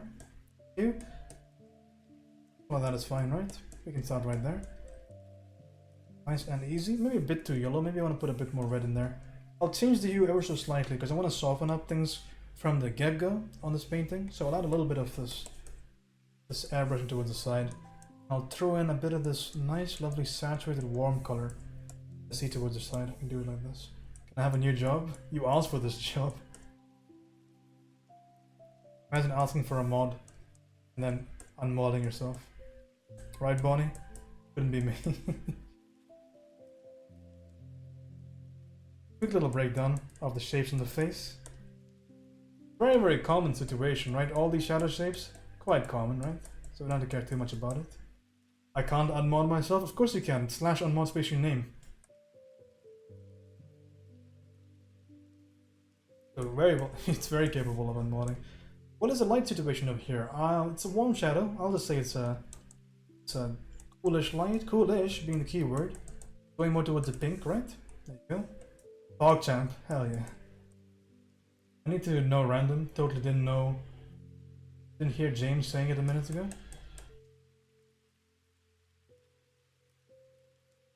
Okay, what are you talking about, chimp? Get this little idea over here. Quite light intermediate value. In that way. Again, it's quickly evaluating the overall value structure of the piece. It doesn't seem as strong, doesn't it? We can go a bit stronger. This is the point of the piece where you want to be making those big changes, right? Those big evocative changes. Because if you don't get that, if you don't nail that little separation of light and dark right now, you're never going to nail it in the piece. Because drawing is oftentimes very additive, which means that when you start painting and you make a change early on in the piece, that change is most likely going to stick with you for the remainder of the piece. Right, so you want to start the painting off right. Start it off nice and strong if you can't. I didn't think that would actually work, but it worked. Congratulations, you're free. Nothing? Okay. I know you would never lie to me, chimp. So I believe you for everything. Okay, get this hand kind of blocked in, right? I can barely see what I'm doing. Can I just make a selection? Let's make a selection. Bam, bam, bam. Okay, then I go to my actual painting, toggle that back in, paint this all in with just a little bit of a stroke right there. Like magic surgery. Painting a lovely warm right there, so warm, warm. Warm, be nice and loose with it. Anything else? And of course on the left hand side, paint back in some light. Make an evaluation, is that a bit too far away? Yes it is the answer. Right now, like I said, I'm way better at looking at shape than I am at line. So I evaluated based on that. This value seems a bit too muddy. I want to maybe warm it up. Make it a bit more towards that orange right there, like that. So, about that mod? What are you talking about? Mod? What mod? There's no mods to time me out? Hell yeah. Let's go, Nils. Thank you for this educational stream and chill conversation. Thank you for all your... Aw, thank you, Mills. Beautiful bean. There you go. I appreciate you. Alright, continuing on. Remember, make those bold decisions, because if you don't do that early on in a piece, it really tends to affect the quality of your work, because if you don't get strong separation at the very beginning, when you first start picking your values, you're never going to get that much of a strong separation. It's going to be a problem. Okay, so now once you fix what you're going to do for the piece, once you figure out exactly what's going to happen, at that point, then you can start making these very subtle changes within your work. You can say, okay, maybe it's going slightly towards the red, slightly towards the pink or whatever, but if that separation isn't set in at the very get-go, things are going to be very, very awkward and very weird to handle. Okay, same thing goes down here. We pick values that kind of make sense to go in certain places. For example, I can pick a value directly from the head. Of course, I need to get rid of these lines ASAP, because that's what I'm doing. Oh, you are right, Marty. Thank you so much.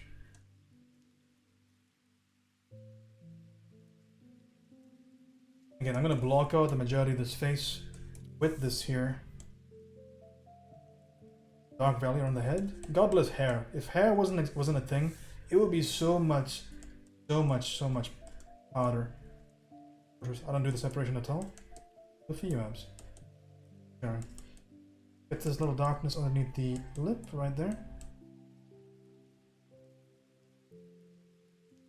And of course, we gotta get that pink in nice and early. What is that pink? Pinkish purple? Does that seem okay? Can I live with that idea? Maybe I can. For the lips. Again, let's not be precious with it. I'm just searching for the separation. When I get it, I'm done. Separation is going towards warm. It is warm lights, cool shadows. Again, I encourage you guys, if you're somewhat intermediate or not a beginner anymore with painting, try and explore what warm light, cool shadow actually means. Because there's a lot of really important things, important subtleties to kind of think about. Oh, fuck. Not that simple. I can't believe you've done this. Thank you for the follow, I appreciate you. Also, we can apply a little bit more information here. I'm going to slightly go a little bit lighter with my lines. Because the whole idea of warm light, cool shadow, it's really not that crazy. It's not that simple, right? There's a level of simplicity in there, but it's not that simple. The idea is that when light is incident onto a surface, it is a light's color temperature that affects the surface, right? So the color temperature of the light source is one of the fundamental areas that color comes from in a painting. So again, I've said this before, I'll say it again. What are the sources of color in a painting? Number one, local color. Things have a local color to it. A red ball is red, a green ball is green. Right? And secondary, after that, you have the color temperature of the light source. The light source is a certain color. We have blue lights, red lights, green lights, yellow lights. We have a bunch of lights. Right? This is a thing. I know this to be a thing, and it is a thing. There's number three, diffuse light, bounce light. Right? That's light coming from secondaries, light coming from reflecteds, light coming from bounces.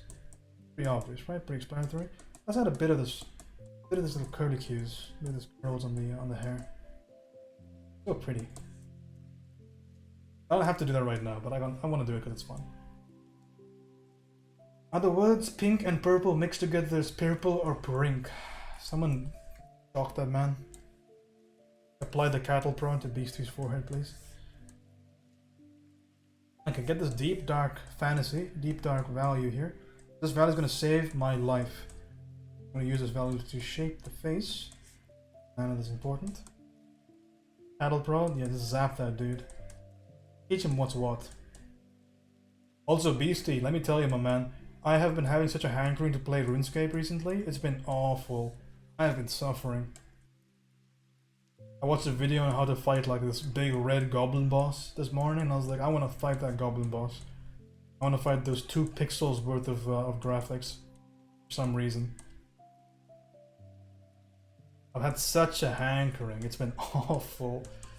Get those eyes in there. Those eyes are tremendously large right now. We're gonna fix that real quick. Oh man, I'll trim your I'll trim your armor. Keep the value structure very basic. Once I figure out my values of the face, I'm gonna keep it very basic. I'm not gonna go over that. So I'm gonna find my highlight value. Right there, right there, right there. Be very cool in comparison to everything else. And after that we can just start shaping things.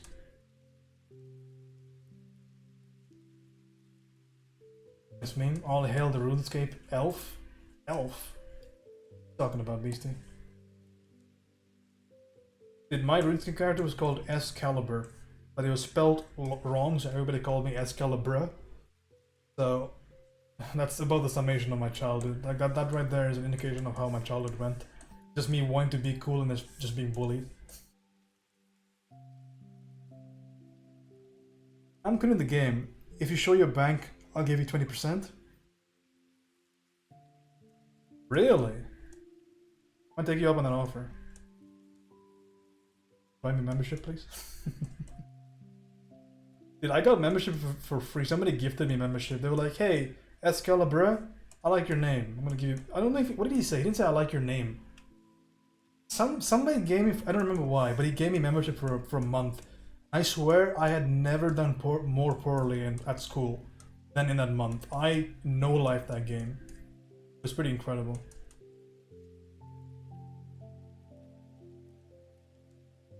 Doubling money, trade me 1 mil, I'll give you 2 mil back, of course. Give me a party hat as well. Don't be sad, Excalibur. I'm not sad. Be happy that it happened.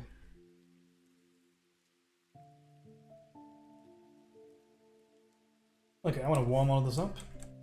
Via memes, but I'm pretty sure I shouldn't tempt you to pay. I'm not completely certain that I'm even going to join. I'm just entertaining the idea because it's funny. Because it's RuneScape, that's always funny. But I'm probably not going to play that. Got so much work to do. Like I don't even have time to stream these days on every single day. Things are very, very tense for your boy. Some lines here for the eye real quick. I found a guy who was willing to give me members, and all I had to do was write guides. RS guides, there you go. Pretty good deal. I used to write articles on websites using tryon.com. It's an old article writing website. I used to do that to afford money to pay for my Battlefront 2 servers for my clan. And they all used to communicate using Xfire. The days. My clan leader, which sounds awful to say by the way, but my clan leader's name was Storm, and the co-leader's name was MLG Terminator. This is all fucking true as well. And they were all from Scandinavia, and there was a little brown dude from India going like, I will write you articles so we can pay for the server. And it was really dumb. It was the dumbest thing ever. Like, you know how the clan disbanded? There was something called an extermination war, which is like the stupid thing the kids made up that said if we fight you and if we win you disband your clan. But nobody ever did anything of the sort. They just changed their clan name and they were like, the old clan is dead. They was vanquished. In their wake comes us. We are the new clan, which is just the same name of the clan but with the number 2 attached to it. This is the dumbest shit when you were kids. But yeah, I mean that's what happened. So unfortunately, when our clan got defeated and we kind of made our way out, none of us came back. Like I was like, yeah, I got school to do, guys. See you later. And never talk to them again. I don't know what happened to MLG Storm. I'm sorry, what happened to Storm and Tomo and Terminator and all these other people and Metrolizer. Like, I still remember their names, and I was like 12, 25. Crazy. I'm not surprised someone would choose that name. Yeah. What's funny is one of those dudes actually I played Warframe with him because he's played Warframe from release, and that's all he did. I remember seeing him on Steam a while later playing Warframe, and he plays Warframe till this day.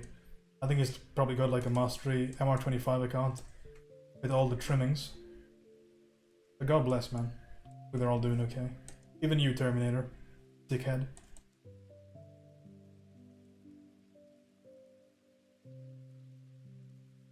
Oh damn. Get a few markers in here.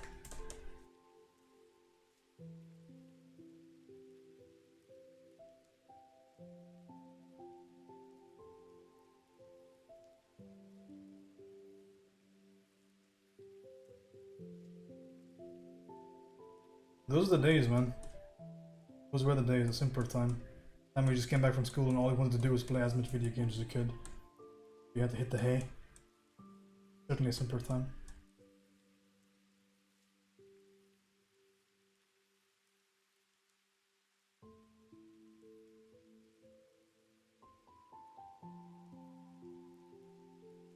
But would you go back? I wouldn't. I wouldn't go back. I don't like being an adult. Bro, I can't do it, my layers are messed up. I couldn't add the color. Hey, don't worry about it. Do your best. Paint over if you like. I know it might be uncomfortable, but it's something you can do.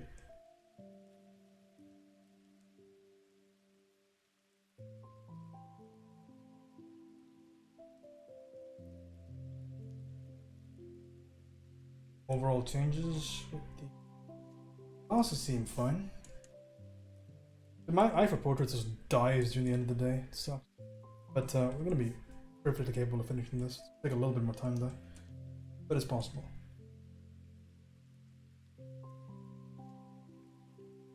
So I've gone back to putting a very detailed line sketch for the block end, but I feel like I'm way more comfortable just doing it without lines. Still, I'm gonna go back and forth on that idea.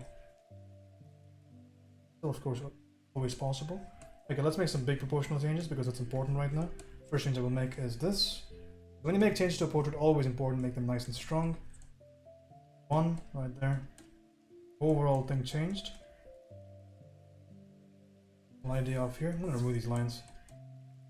One time, as a kid, I PK'd a mod on this private server for a shit ton of money and he banned me. I cried and made trade for his stuff back. Versus my account back. Jesus. Hell of an event. Get rid of this line itself can get out of the way. Okay, let me just make some immediate changes. I know this looks horrifying. Again, sometimes I make gambles on methods and they don't really pan out, but it's fine. I can show you how to rescue this. Maybe not that hard. Jesus. Change right there.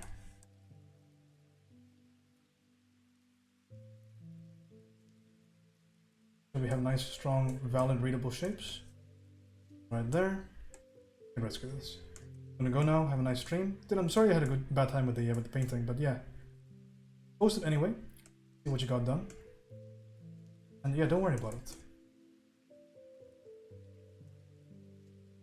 And next time, encourage it. Okay, where are we at for this painting? Closer.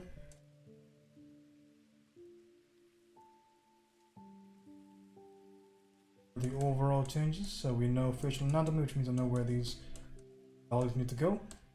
In there, nice and heavy. 30 minutes in. The best usage of time. Probably deleted. Alright, take care, dude. There. Valuation. Okay, so we gotta fix some major proportions on this. Managed to catch a stream, best part of my day so far. Good to see you, almost cool. We just ignore this face real quick. Make a few changes to it. Not handle. Portraits are always fun, but sometimes I do something that may not necessarily be the best option. It's heavily evident, but again, I'm just going back to my usual method and it'll look just fine in a few seconds.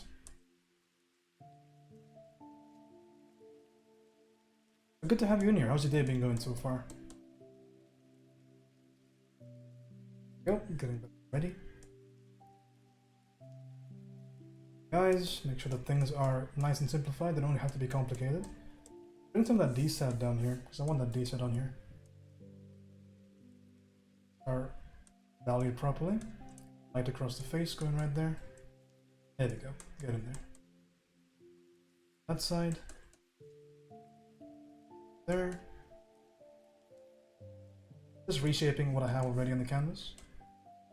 Simply. There we go. Already looking better. Okay, continuing on. We get those primary occlusions here. Once we get the primary occlusions, everything is gonna look just fine. Everything's going to be fixed quite easily once you have the primary occlusions in there. So what exactly is preventing us from getting a good read? Well, let's just ask ourselves questions based on the markers here. So number one is, are the occlusions on the side of the mouth, are those okay? The answer is not quite. I'm looking exactly correct. Fix that real quick.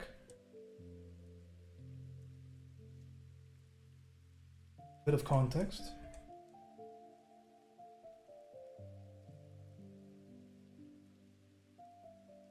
Like that. Throw in the highlight right there. Just very quick little breakdowns because I'm just looking for a read right now. I'm looking to make things look perfect. The read, then move on. Okay, make sure the values aren't ridiculously contrasted. I didn't push for it earlier. I'm actually going to push back. Ruining my subtlety right there, you see that? Sort of addresses that area.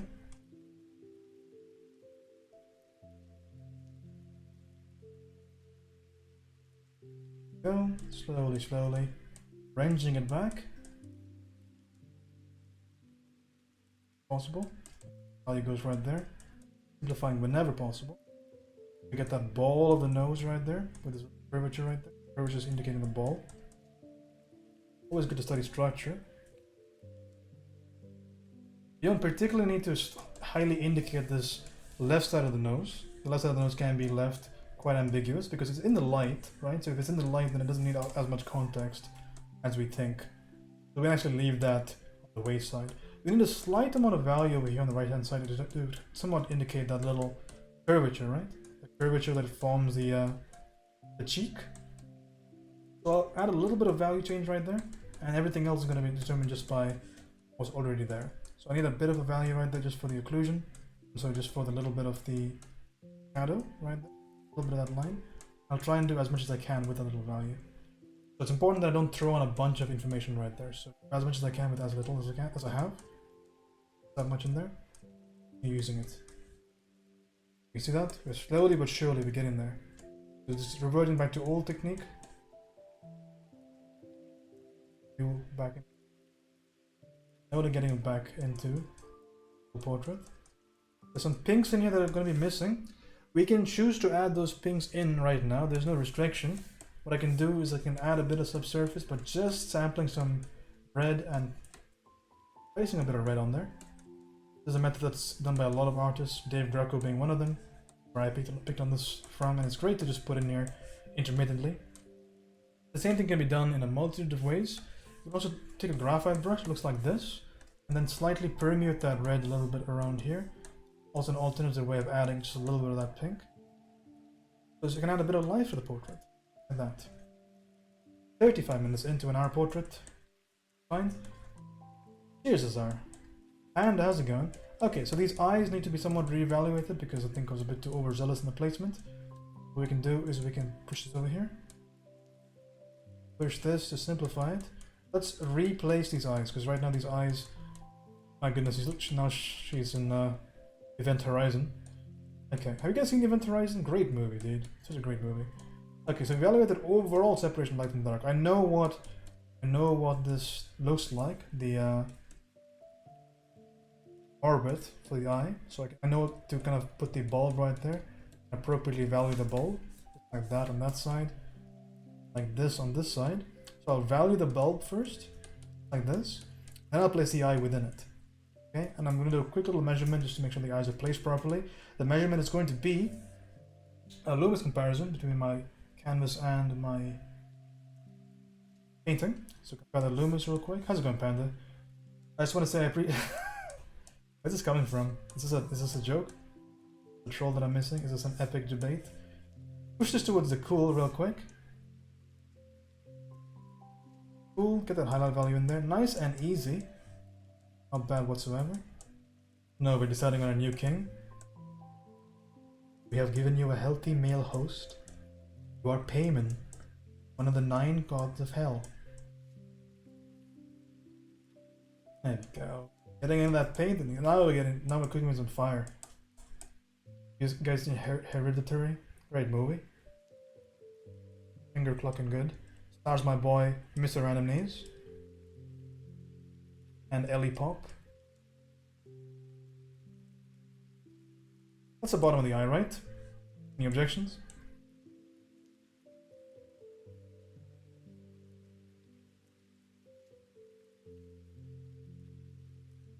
That pink in there. The glass looks kind of graphically different, right? Let's throw in this purple in there. I'll make that purple a bit graphically different, so let's make it darker. We'll throw it in there real quick. I realized that a lot of this painting was for nothing, right? Like that initial block in, barely used it, but what happens, dude? You try some stuff, it doesn't work out. Revert back and do something that does work. Not give in. Must fight. Not give in, cannot drift solely into that grim darkness. Oh, you haven't seen Inception, have you, Bonnie? Not Inception, Interstellar. You gotta watch that sometime. A lot of fun. I can throw in this fancy brush. Fancy brush gonna be used right now. Some of this gray value in here. How cool does that look? That's awesome. That's hot. Okay, throw in a bit of this. Yeah, just a bit of painterliness, dude, because we're doing a painting, of course. What about that painterliness? Immediately gives me that, oh, wait a second. What I'm looking for. Painting over here, right? So we have to add a bit of softness on this cheek here. How do we add that softness? Can we do that? We can do that, right? It's illegal. Just a bit of defocusing. Now we're having fun with it. Now we can go crazy because things are starting to look just fine. A bit of painterly, absolutely. Add a bit of chroma in there. Spam your Indian 10 chromas if you have it. If you don't have it, well, it's not my fault because Twitch is being super slow with accepting my new emotes. Big shout out to XJ Polly though for all the emotes. Appreciate you, buddy. Did me a solid with that one. Add this interlaced darks and lights. Throw that stuff in there.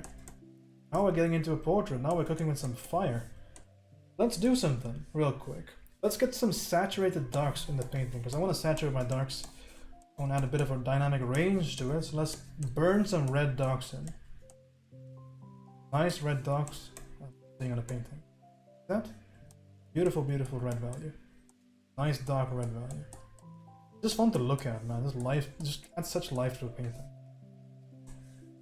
You can do that before, do that after. You can do that in a few places. There's a bunch of reasons why you should do it before and reasons why you should do it after. I do it after. Because sometimes I just forget to do it entirely. James, when they put their whole team on destroying Ninja's Twitch channel. Wait, what? They put their whole thing. Oh, Twitch, right. True. We can get some little values in here. Coming up quite nicely, I think. Okay, we are in prime striking position. John is slapping on heavy paint. John is slapping away at heavy paint faster. Get some complex shapes over here because she's wearing a Kraken top. Get some little information in here for the top. Okay, here's what we're gonna do. We're gonna get real fancy in here, so hold on to your shit. I'm gonna add a bit of this value right there. That's number 1. Gonna add a bit of this value in here. Number 2. Oh Jesus, that looks horrible. Okay, gonna revert that little change. And do it this way, and at the very last I'm gonna defocus it. End up with nothing. So the emotes are taking so long? I get you.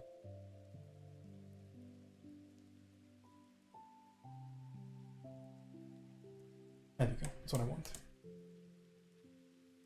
Bit of a breakup, you know? Speaking of breakup, it's just abs, everybody. Everybody just abs. Good to have you back.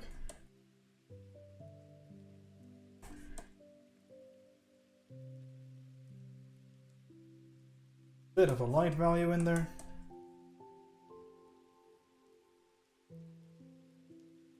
Get a nice slender curve. And where do you come from? Where's the shoulder from? Where do you go? There you go. This is the hand. He is me and I am you.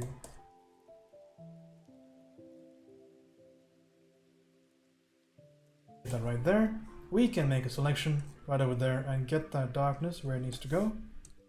And right there. That's a bit too desaturated, I don't like that. Add a bit more saturation back there. I should be doing more heavy paints, man, Panda. I haven't done any of them, actually. I've kind of messed around with heavy paint, but I haven't done too many heavy paints myself. Gotta do it, though. That shit's important. That'll put some hair on your chest. This image is insulting me? What is? Let's put some eyes on there.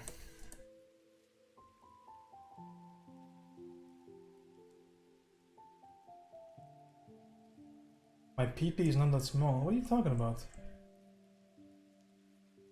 Eyes in there. That number 1. And number 2.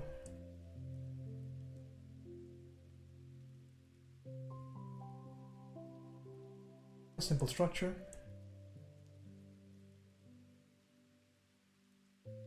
Okay, eye on the left needs to be slightly modified. Longer was a bit.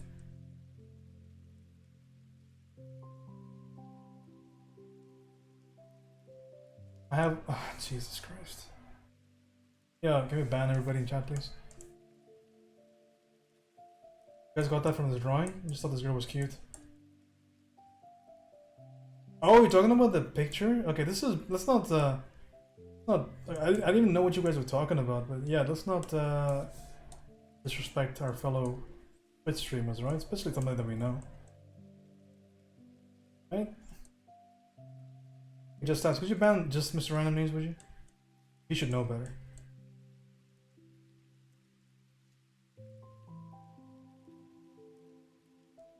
But not okay. Alright. Get a bit of that highlight on there.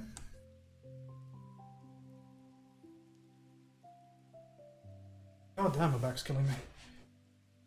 And if you guys give professional massages, I will straight up pay you if you fly over to my apartment and just give me a back rub.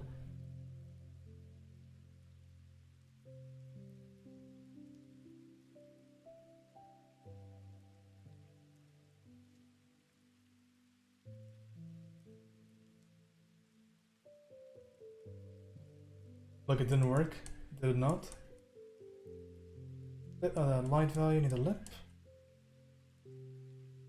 Oh shit, abs is a mod again. Pog, you were already a mod. You were a mod like right after you unmodded yourself. It takes a while for it to pick up on.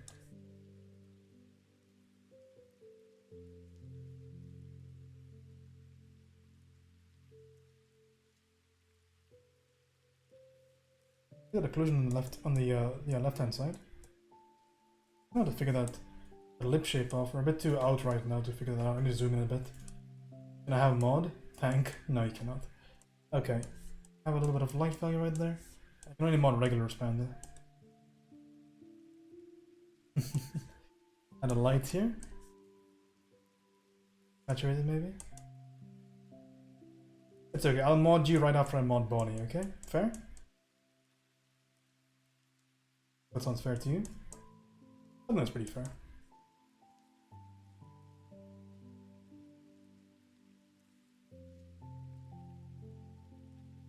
Sorry, I live in a fucking third world country. You're talking to an Indian. I have no sympathy.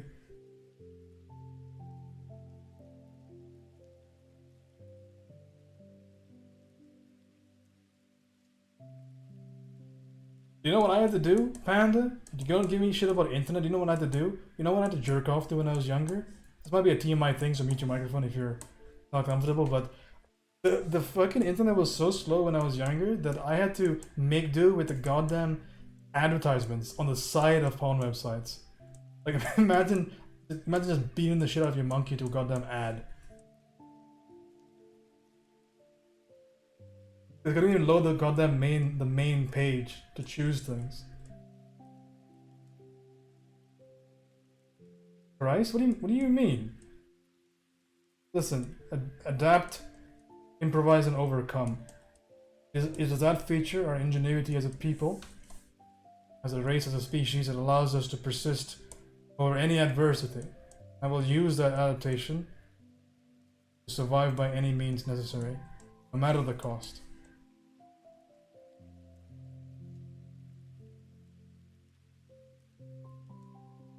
I have to do my mod duties.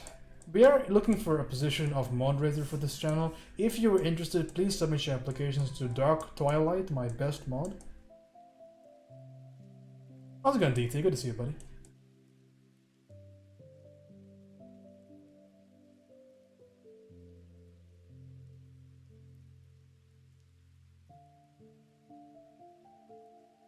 Really good mod? Of course he's a really good mod. He's the best mod. Him and Vital, man. I got the cash check. I got the cash. Straight up rolled in 2015. Dial-up wouldn't even load the gifts ads. Right, mate.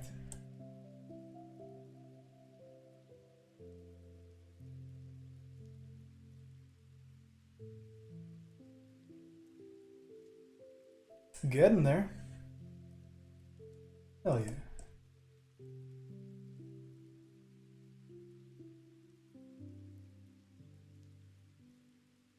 Okay, get some of this little information right there.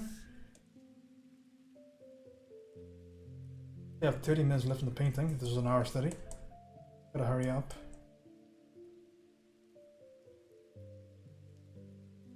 Got a bit of blue on here for the eyes. Made I'm too jacked. Me rude to play Croc. Speaking of which, if you guys have a good capture card or something that you can stream high definition gameplay, hit me up, would you? I have an idea that I want to do sometime next month. But it involves you owning a lot of games on Steam and being fairly good at video games. Hit me up. You qualify. Give it up, James, and you might get that second date. Hell yes! We're in, boys.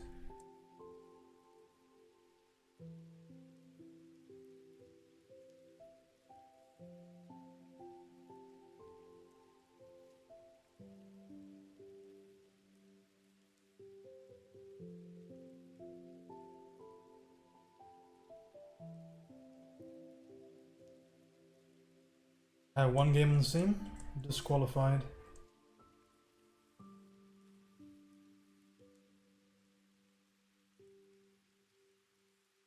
Just watch the clip. What are you doing, chimp? Why are you sabotaging me? What's the idea? Can't tell you just yet. Secret.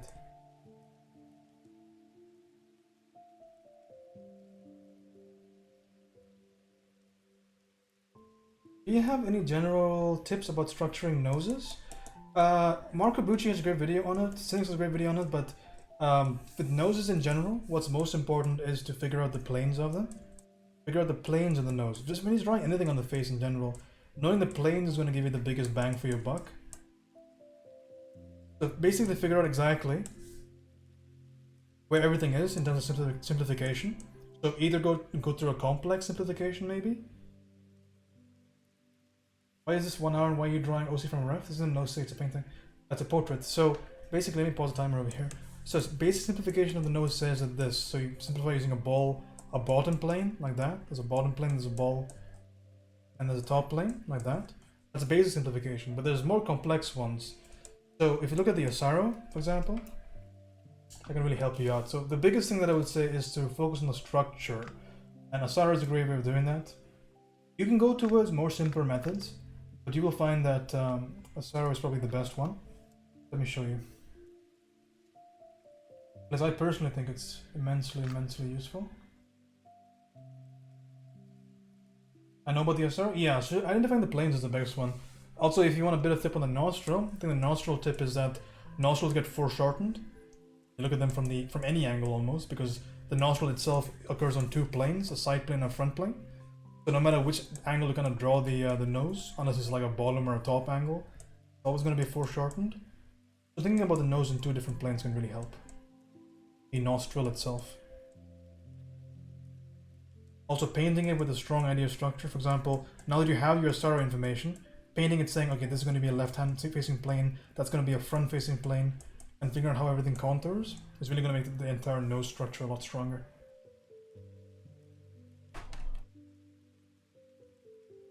Now I know what to do. E.T. Ooh. Oh, in front of the children.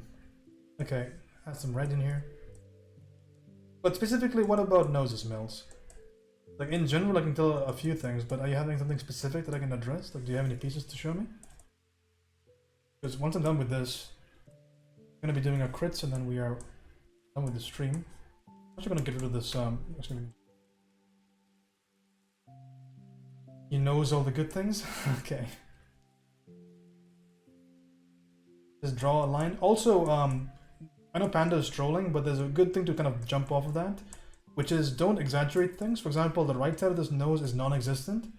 Sometimes people make the mistake when painting that they paint everything very strongly, so they have a strong indication on both sides, but realize that that's an exaggeration, because if you move over to the reference, you see that those things aren't strongly defined in the reference. Can you see a clear difference? You can't, right? So ultimately that means that if you do everything over here correctly, then this context is already filled by your brain because you know what faces are. So you're able to generate that. So in all the successful paintings, you'll see people don't focus all that much on that unseen, on the unseen parts of the painting that are blown out because of the exposure of the camera. So you don't need to actually paint that portion of the painting in. So that'll be a great thing to add in addition. Because if you keep painting things that you can't see, the painting itself loses its sense of realism because you don't particularly see everything in reality. When you look at something in reality, what you're actually looking at is an impression of something. Right? So you want to paint the impression of something as opposed to painting something literally. Can you get it more into the Ahagawa method? Of what? Of painting noses? I'm not familiar with it.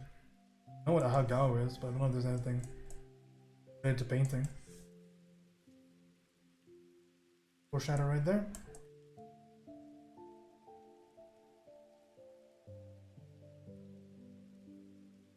Like unfocusing your eyes? Oh, that.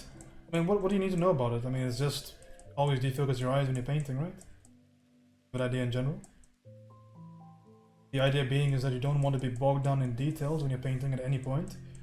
Ultimately, when it comes to the success rate of paintings in general, focusing on the details too early on is a dead sentence. You don't ever want to do it. Isn't that some effed up anime shit? Effed up, yeah. So effed up, John. Really messed up. Done by sick people with sick thoughts.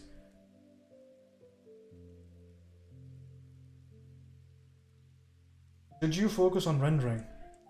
It's a bit of a open-ended question, right? Like, there needs to be more context in there.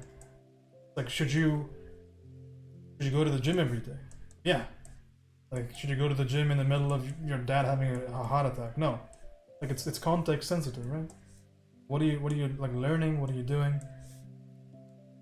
There's context to it. So context kind of matters. So why do you do certain things? You need to know how to render? Well, yeah, of course. This is my problem. I should purge him as a mod, but I'm actually interested in seeing where the troll goes.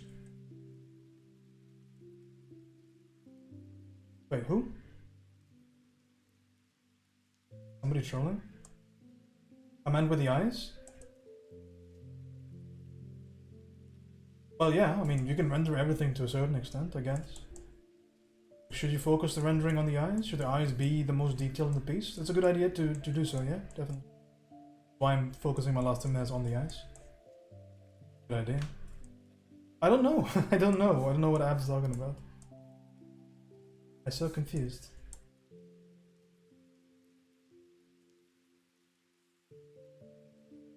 The highlights. The on the lip. Recognize the planes of the lip. Get that little turn in there. Get that little saturation in there as well. So I can do this in a few ways. Quicker way of doing it is just burning it in. I want to get that deep value. There, and I can paint over it. Slightly settle it out.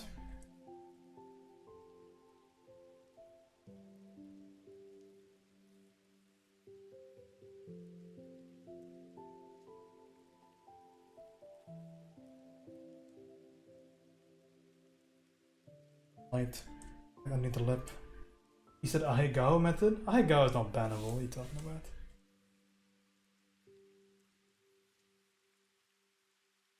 Silly just dabs. I think you should patent it. That might be a troll. Get rid of him. Okay, add a bit of light underneath here. Gotta remember the planes of the eye, so important. If you guys aren't memorizing your Sarah, please memorize it.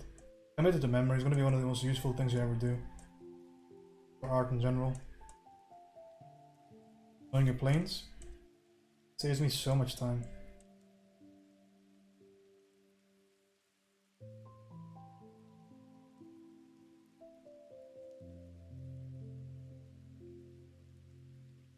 Okay, gotta go to an appointment. See you, Bonnie. Thanks for hanging out. Get you.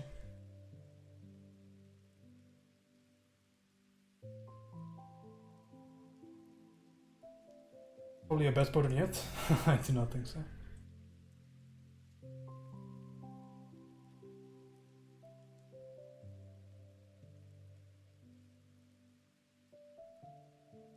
Go. Ensure that you have appropriate lights. The immune might be good. Why do you like the things that I hate, I wonder? What's up with that?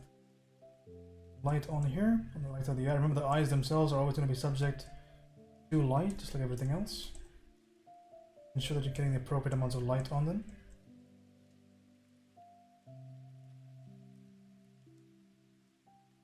Is it going to be a study to original? No, it's not going to be. We're not doing that today. Gotta go right after I finish this. For limited time. Most of my day is spent with my portfolio stuff, and today I had a very late start to my day, so I actually haven't done anything today. Portfolio, so I want to just finish up stream and then get an early start on that.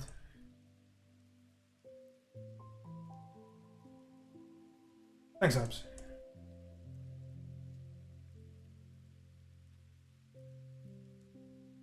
Let's maybe take a bite of this hand right there. How to get rid of it. Hit or miss.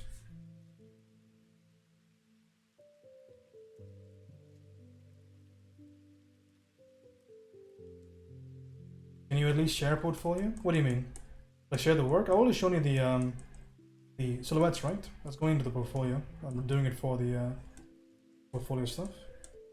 For the hand? I mean, that was the issue, right?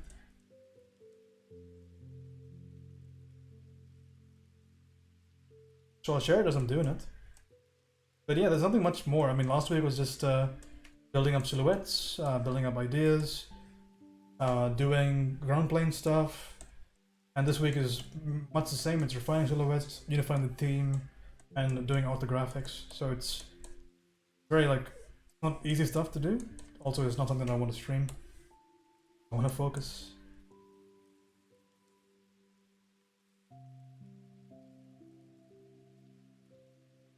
What's up with this brush? It seems to be reacting to me poorly. Or was that the wrong one? It might have been. Go with this brush instead.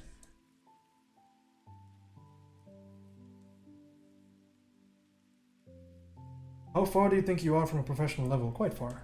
That's why I'm applying to art school instead of a job. I'm very far from a professional level. Like, I work hard, and I give myself credit where credit is due, but I can tell from a multitude of examples that exactly where I want to go. Yeah, I'm applying to art school. I'm applying to art center.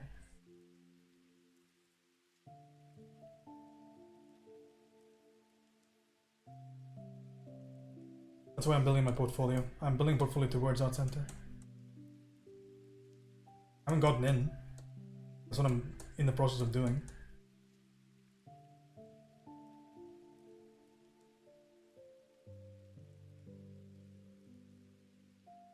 Like, I know how to paint, don't get me wrong.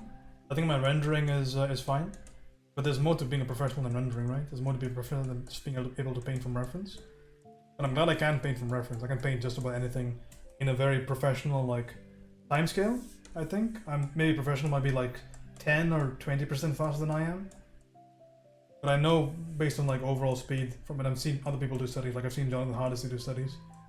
And I think I'm 20% to 30% off from his speed. And he's a professional, so I'm one of the best professionals, in my opinion.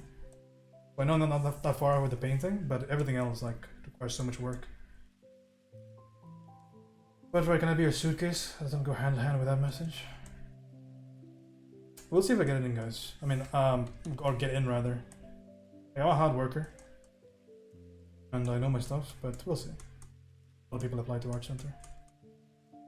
I think I've played my cards quite well. But yeah, we'll see if we can do it. Guys, updated. Engineering, but you want to pursue art, of course. Oh.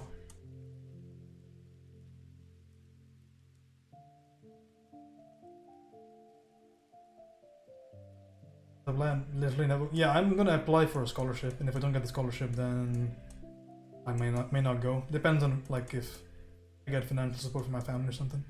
But I don't want to put myself into debt for no reason, or debt for no reason. That's a stupid idea. I feel like HP might be helping properly because makes me scared to put stuff in. Makes me think about stuff. Yeah, that's exactly the point, John. That's exactly the point. That's why HP is so good. I thought you said being an engineer is way more safe. You want to pursue art as a career? Yeah, but then I got good, right? Then I got good. I'm more confident.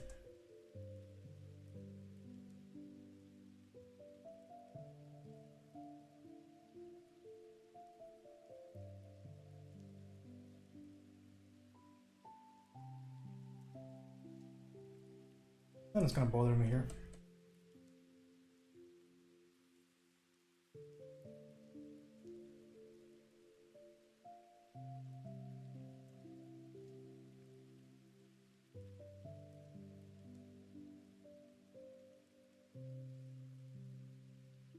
We can just do that with that selection actually. Let's do it this way.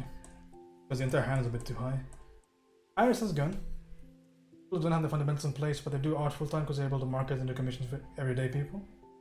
Yeah, but I don't care about commissions. I really don't give a shit about doing commissions for people. I care about the commissions I'm doing right now, sure. Not to speak out of turn. But I care about working in the industry much more. Like I've always been since I started painting. If I wanted commissions, I would say that I'm going to do commissions, but I don't want to do commissions. To work for a studio.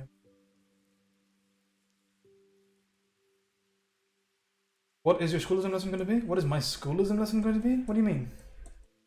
What's that question?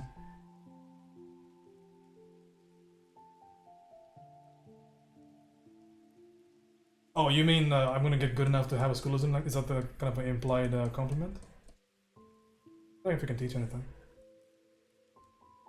Maybe a master study course, maybe. We're gonna have a schoolism course. How to study, maybe.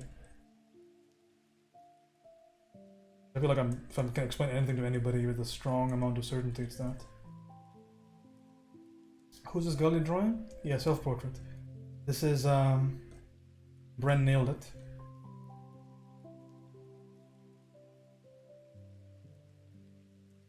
It's her birthday today. Giving her a bit of art. You know how it is, right, Iris? Paint people on their birthday. I feel like you know a little bit about that.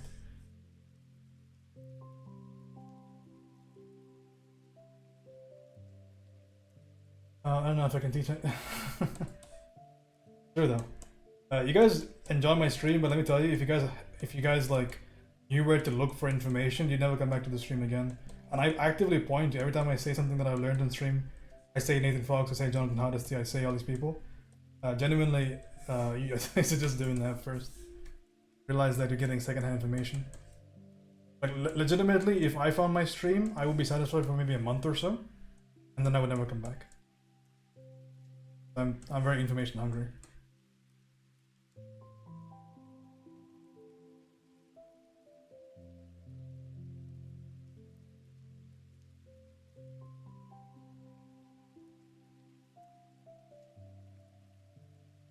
Thank you for the shout out to Bren. Bren's awesome. They're big fans of her over here. Ultra far. A little bit of a specular highlight on there. Neat. Just a quick little hand abstraction. No specifics in there. Don't want the information to go to. I just wanted to read as hand, which it does already. Find a bit of information and I'm done with it. I'm gonna go a little bit about time, just because this painting is for somebody, so it makes sense not to just leave it looking trashy. Put a little bit more time into it.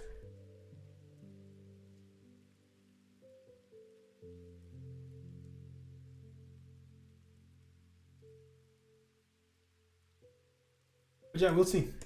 I'm very confident in my work, and I think my work is it's not terrible, but you need to realize it's for the job that I need, the job that I want. My entire portfolio right now, rather my work right now, isn't particularly very convincing. So that needs to be understood. It's a big thing. Like, how much character design have I done? How much narrative design have I done? How much prop design? How much orthographic? Like, how many silhouettes do I have? Like, how many finished silhouettes? How many finished sketches? How much environment, information do I have? How many color key lights sketches do I have? Like, I don't have any of these things, right? Because I'm not, like, it's difficult to do that on the get-go. You need strong fundamentals, which I've been gaining over the course of the last year, right? My fundamentals are pretty solid right now. I feel like I have just about as much as I need. And I notice this very strongly when I'm in my mentoring sessions with Charlie. Like, I notice very strongly that if I didn't know the things that I knew, this would take me a lot more time. But since I do know what I know, it really helps me. So yeah, focus on fundamentals if you want to ever do anything. All down to fundamentals at the end of the day, right? Like, I'm able to get so much more with my time because I've already done the legwork.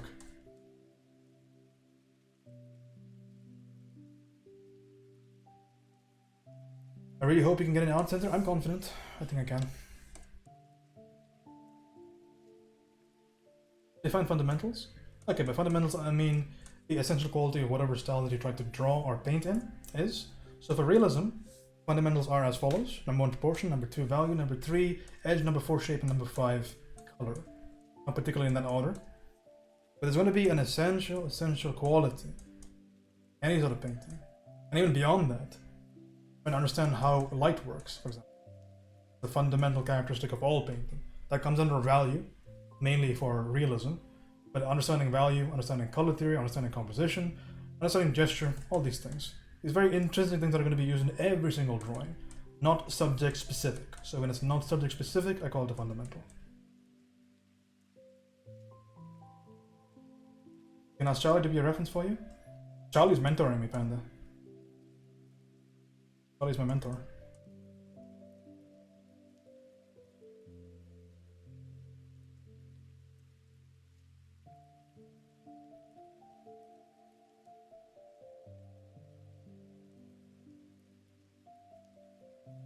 No problem, Kulex. Almost done with this painting. Very quick one. I don't know if it's it's a good portrait, but it's okay. Cool. Solid quality, but we did rescue the fuck out of this painting. Holy shit. It's almost a better feeling. It's a good feeling drawing a good thing, but rescuing a thing from being bad, that's strong right there. I want Charlie to mentor me too. Well, you gotta pay. He's not doing it for free. I actually went to him for advice on who to get to mentor me, and he said, I'll do it. Of course, I mean, it's not free, but of course I'm not gonna ask him to do it for free either. What does that actually mean, mentoring me? It means I come to Charlie with a specific request, like saying like I want to get into art center, or I want to be able to get this done by a certain amount of time. He lays out a lesson plan. He evaluates my current state of work. He thinks, or he rather tells me exactly what I'm lacking in and what I should do to start building the portfolio, and just lays it out for me. What kind of cost is it? Not something I want to discuss on stream. I have no idea if Charlie himself is comfortable. I'm gonna say it's worth it though. And Charlie might do that more often. So if I get into art center, definitely, if you guys want professional mentorship, then definitely go hit the guy up. Charlie knows his shit. And more importantly, Charlie has been to art center, right? Such an important, that's what nailed it for me at least. He actually knows what they're looking for.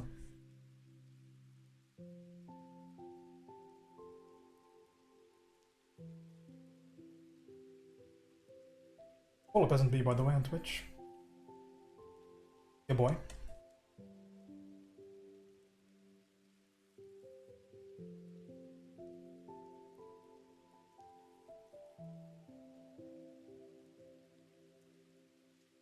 There you go. I will not hit anyone. I'm a peaceful kind of guy. Listen, you'll do as I say. Pose. Production right there. I still haven't drawn my Gyarados, by the way. Feels kind of bad. Any of you guys draw the Gyarados on the Discord? If you guys do not know, I've made some roughs available to you guys to draw on the Discord. If you want to use my roughs at least. But I've been painting Pokemon semi-realistically. It's been a fun little thing to do as a as a little side hobby. So if you guys want to go ahead, how do you draw on the Discord? Well, I don't know what I said, but the roughs are available.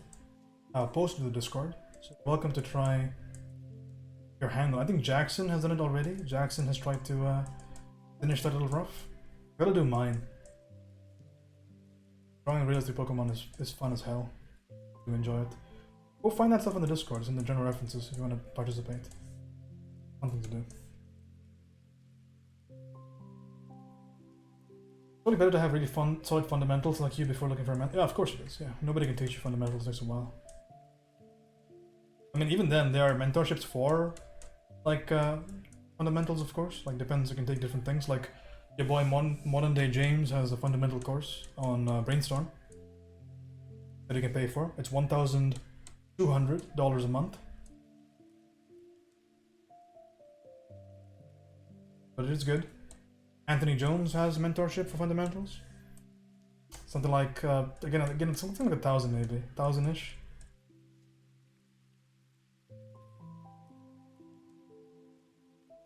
But hey, it's good, right? I mean, it'll get you where you need to go.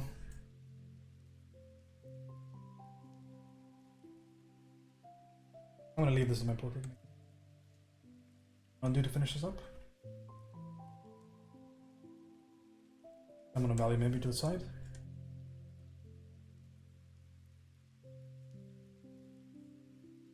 But yeah, definitely. I mean, the thing is, I have drawn consistently for over a year now. Consistently, every single day.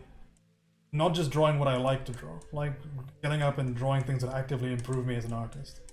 I've kept that commitment daily, like without fail. So it's under the authority of that commitment that I can confidently say that, okay, I will be able to do this, I can get this, it's worth spending the money, it's worth the time. Like I can say this with authority because it's what I've been doing for a while.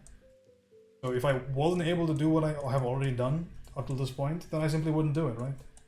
Because ultimately I need a stable profession, right? I'm not doing this because it's a cool thing to do. I'm doing this because I need fucking cash, and I want to do it with a way that makes me happy, right? While doing it at the same time. So what's all of us want to do.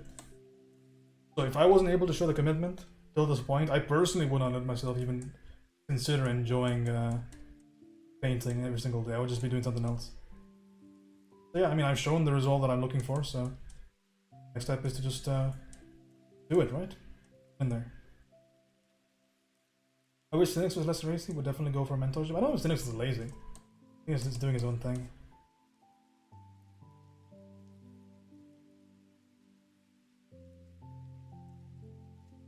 I don't know what he's doing though.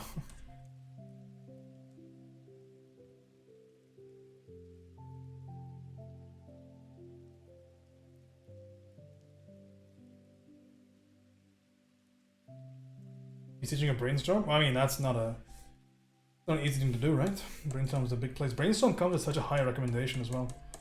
Go to any hardcore art Discord, like any one of them, they'll all say Brainstorm. So people do like Brainstorm a lot.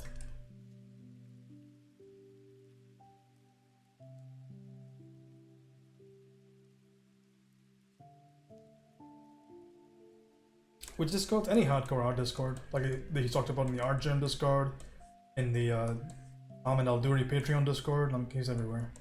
Like they talk about Brainstorm very highly. When I was selecting colleges, I was on most Discords talking to people that I know. Not obviously not mine, but Discords that people are crazy enthusiastic about art. They all have high things to say. When it comes down to especially entertainment design for art, like doing stuff for concepts for movies and games and stuff like that, I mean, there are very few places that actually will get you anywhere, right? And the Art Center is definitely one of them. But beyond that, like Feng Zhu maybe, Brainstorm definitely. Like, what's that place in Hollywood? Whatever it's called, at Hollywood. I just washed my glove after 3 months, now it's miserable from ghoul levels? What are you talking about? Your drawing glove? Hardness to a minimum.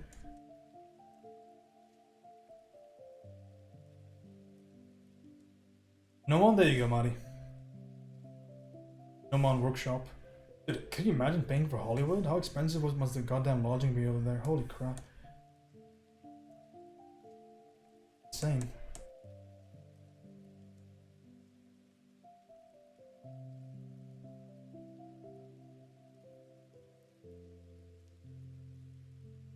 What's funny is that with portraiture, doing a portrait in 45 minutes, a full portrait, is such an absurd requirement for myself because my max speed for a full portrait has always been... Right now, I can give you a finished portrait at my usual level of quality in 2.5 hours. But it's been funny because once I came back from painting animals, I was like, let's just paint this, let's paint people as well. But it's not been that bad. I feel like it's approximate level of quality already. I'm actually excited to see where it's gonna go. But yeah, always push yourself. What I did with the animal studies is I picked references that I thought I was never going to be able to do. And I think that was a great idea. I said artificial limitations on your abilities. Usually it will just rise to the occasion. I'm going to do a game design in... Oh, it's kind of useless, but it's something to do. I don't think kind of useless. I mean, you want to think career oriented, right? Because all this shit costs money, so you don't want to be wasting money on things that are not... But yeah, I mean, if you're younger than me, so you got time.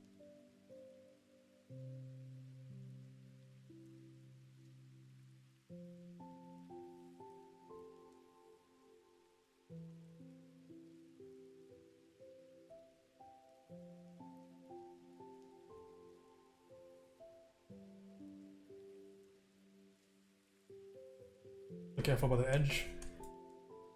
More? Anything else we want to put in before we finish? I think I'm happy with it. What do you guys think? Is she gonna be okay with this? It is her birthday. Why am I painting this? And there's a neat tried Unity tutorial that babysits you through everything at start, but when you do it yourself, it's super fun. Unity is good, yeah. I did some game design. What's funny is that I once was working on a game design with my friends a while ago for Unity, right? And I actually used a bunch of the concepts for my current illustrations for my portfolio right now, which is awesome. So that actually worked. That work never went to waste. Very happy about that because that game never came into existence. People just stopped working on it. But I'm happy that that information, that all that work actually went somewhere at the end of it. So if I get into Art Center right now, then like it's full circle because I spent a lot of time a few years ago on this little project. Never went anywhere. That would be really cool for me.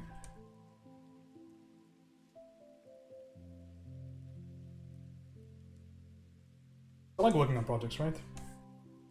I'm currently doing a game design degree with a minor in graphics, but I don't know. Feels like I've been wasting a lot of my time, sadly. Well, I don't think I'm going to be able to do that where I want to go. But I'm sorry to hear that, though. Why do you think that is the case? Canary, how's it going, dude? We're doing a quick little portrait of Bren.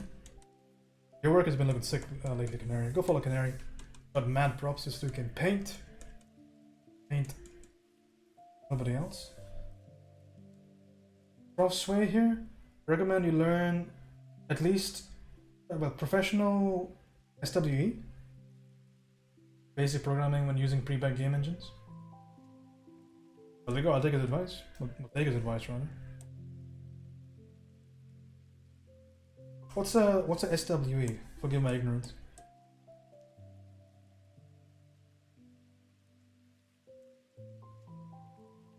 I read it as professional Swedish person there. I was like, what? Handing out cards for that now? Oh, software engineer.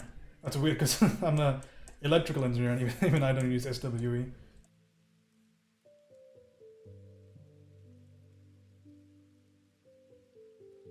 Game design practically is fun, but theory is such drudgery. It's like 5D math plus trying to understand math stuff that was solved in 2001. I think it's going to be difficult and easy parts to everything, right?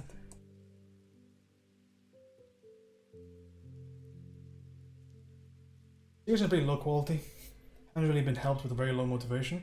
Well, don't be afraid to take stuff with your own hands, because ultimately, a degree is a piece of paper that tells people that you should know what you should know, right? At the end of it, but if you don't know it, then there's no point. And so it's like how a lot of people say there's no point going to art school because art school's not going to teach you things that you won't learn or you will learn by putting in equivalent amounts of effort, right? It is true. So if you're unhappy with the state of things, then just take charge of it. Legitimately, if they aren't teaching you what you need to know, If you're not enthusiastic about the things that you're doing, take time out of your day to do things that you actually like doing. Which is what I was doing, right? I mean, I'm in my master's right now for engineering. I didn't particularly like the way my day was going. I didn't think I was learning much of the things that I like doing, so I just took matters into my own hands and started teaching myself art. Here we are, like a year later, right? I'm almost applying to art school. People are asking me like, "Oh, you're a professional?"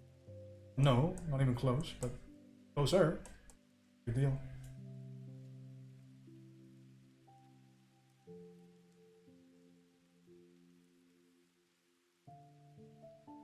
That's what I'm trying to do now. I've been drawing more seriously for a couple of weeks. Just wish I got. Don't worry about it. Don't worry about whether it's faster or not. Just keep doing the work. That's the most important thing. Like if you just put your head down, keep doing the work. Eventually, you'll get where you need to go. That's me. In there, but maybe not professional swap though, just for fun. Yeah, I'm looking for a professional swap. I don't want to be working as an engineer. I'm a third year. Yeah, definitely finish the course though, 100%. Definitely get the piece of paper.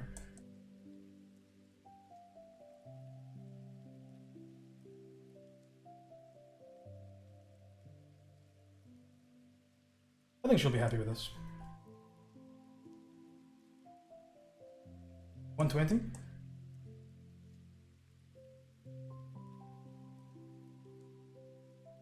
There we go. Put a name over here. Write her a sweet little message. What do you guys want to say? This is from the stream, right? Say happy birthday, Brenna. That's her name.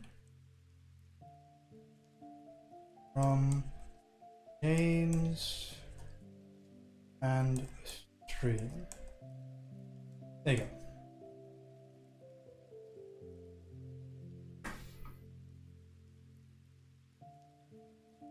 Hey, don't worry about it. You're asking questions. Always encouraged.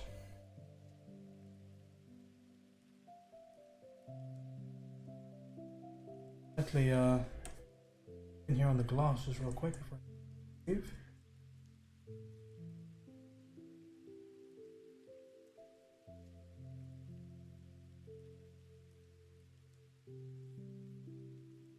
At one point, you call our work comparable many months ago, but now it just seems like you smashed it out of the park. I really admire your focus and determination. I mean, it's comes from real place, right? I mean, I feel like if we are different in any way, it's that I am completely disgusted by the things that I need to do on my day, which makes it very easy. It's easy to be motivated. So most like psychologists, and I've told you this before, like John Peterson, for example, Jordan Peterson. Jesus, hold on, let me finish this main thing. Give you a bit of a pep talk. But most people will say, if you want to stay motivated, don't just run towards your goal. Run away from what you don't like. Run away from that which you dread, that which you are solely do not want to be a part of, right? So that's very easy for me because I don't want to spend my life behind a desk programming. I'm not into that. I don't want to spend my life like that. So it's very easy for me to get out of bed and be completely disgusted to the point where I work myself to like complete exhaustion. And I feel like, you know, to a certain point, I am very dedicated and I am very disciplined. Not to the point of the work that I've been putting in for art, right? Because it's easy for me to draw as long as I do it because of the fact that I just do not like the things that I do in the rest of the day. So simple. So try and find that. If you, I mean, I don't need that particularly, but try and consider it in a way that kind of makes that have some sense. Because being obsessive about things is good, in my opinion. I think people should obsess. It might be terrible advice to give, but frankly, I don't understand how else like great improvement is made if you don't obsess. Like, how do you beat the competition at anything? Because you gotta do things in the competition and not willing to do something. So that's just how I look at it all the time. Like, how do I? Because there's so many people that try to get work as an artist. Like, it seems so dumb of an idea for me to even try and compete against that. The only way that I can even slightly rationalize this in my brain of how on earth are you going to assure yourself that you're going to get a job when so many people are better than you is to simply be just way crazier than the competition and try to outwork them. Because I can't, like, who am I going to pay? Who am I going to bribe? How am I going to cheat a portfolio examination, right? How am I gonna cheat an interview if I'm not good enough? I have to get good enough. With that in mind, I mean, I have to work hard. There's no secret to it. So that's the way I look at it. And whenever like I falter, like that's the first thing I think about. I'm like, yeah, I mean, if you faltered right now, maybe somebody else faltered at the same time, and maybe that's why you're gonna beat them. So if you don't like pick yourself back up, I mean, you're gonna be at equal level to whoever's faltering alongside you, because we're all the fucking same. Everybody goes through problems. Everybody goes through issues that prevent them from working as hard as they could. So the more you pick yourself up, the more you like put in and strive when other people wouldn't, the more chance you have of beating other people. That's how I look at it. Because frankly, I'm okay. All things considered, if you evaluate me against every artist that has ever lived, I would say that I'm just okay, right? Just okay. I would argue myself maybe as 55% against every artist that ever lived, right? So just maybe slightly above average. So for me to sit here and say I'm gonna get a fucking job as an artist, I've really gotta put my... Otherwise it's not possible. But even this art center thing, the art center is so expensive, I could straight up be putting myself into debt for the rest of my life. So it's a big fucking decision. So that's why I took a year. I took more than a year. I took a year and 3 months of continuous daily painting for me to even consider like applying. If I'm not able to do that, then why am I wasting my money? I don't know, like when it comes down to motivation, you gotta really think about what your priorities are.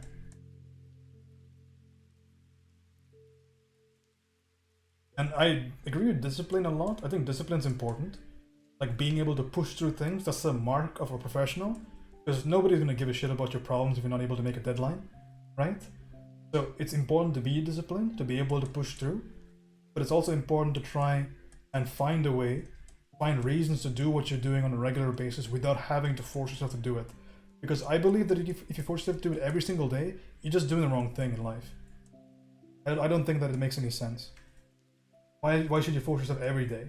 That makes no sense to me. Right? If every day is a chore, if every day is a immensely insurmountable task, you might just be in the wrong field. Or perhaps you're not thinking about things clear enough. In a way that makes sense.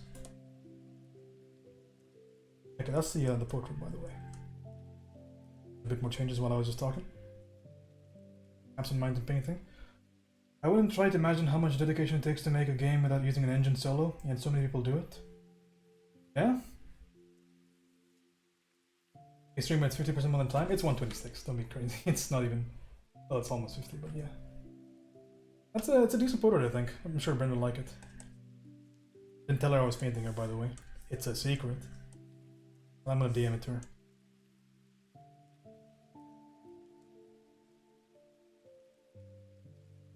But yeah, genuinely, like...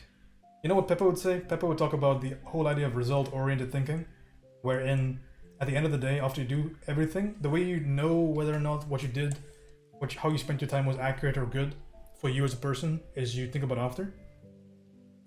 You think about what happens after, right? So, I know for a fact I could spend my day doing anything. I could rock climb, I could drive with sharks, I could spend time with my girlfriend, I could do a lot of things, right? But at the end of the day, if I go to bed and if I haven't painted, my goodness, does my mind go to heavy, nasty places. I draw a lot of self-worth from my work, right? From this work. Like, it might seem just like a bunch of stupid pictures, and I agree, it's really dumb. Nobody should draw self-worth from a bunch of like pretty colors on a canvas. But I do, right? But I do. And you gotta be honest with yourself. That's the way it's gonna be. I mean, that's the way you gotta live life, right? I'm not after like this crazy mind shift. I'm happy this way. Control. Post your work on the studies channel if you did the portrait with us. Good job, not bad at all with that.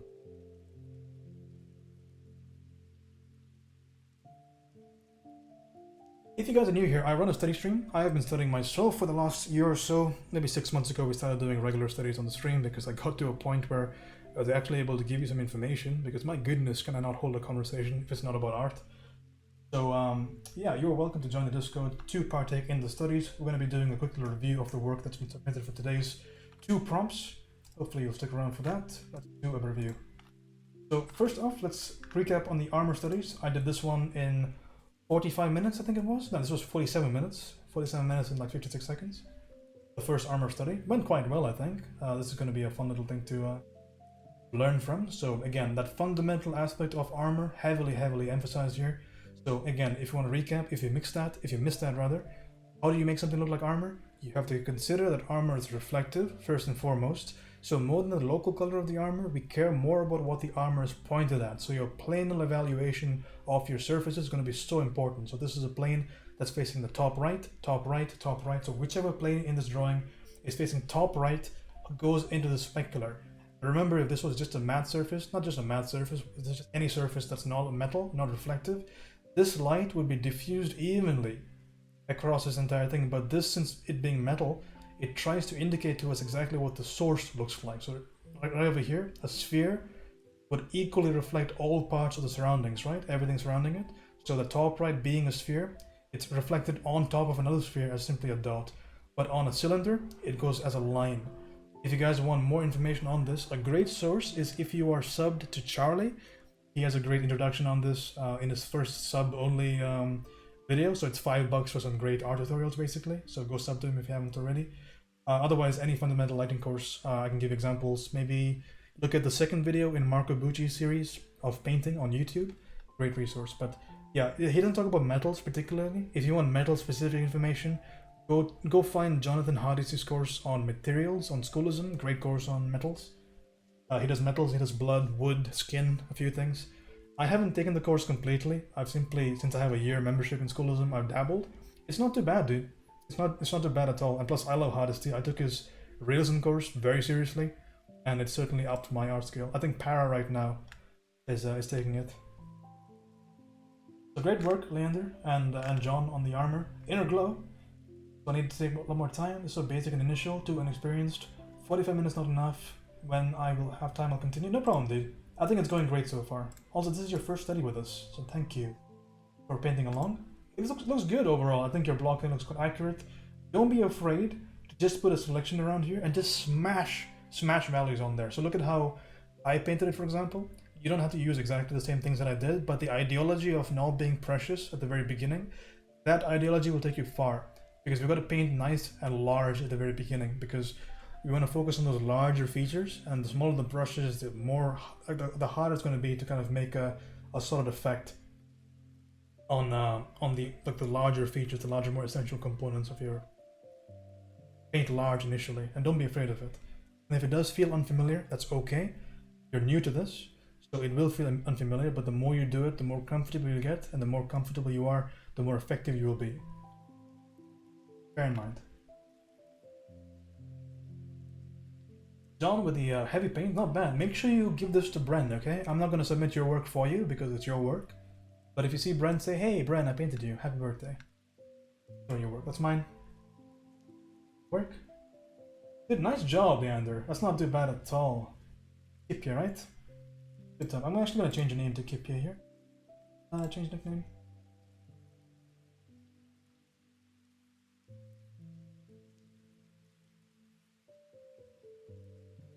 Would you mind if I put something personal in there, in the study posts? If you have personal work, there are different channels for it. It's down here somewhere.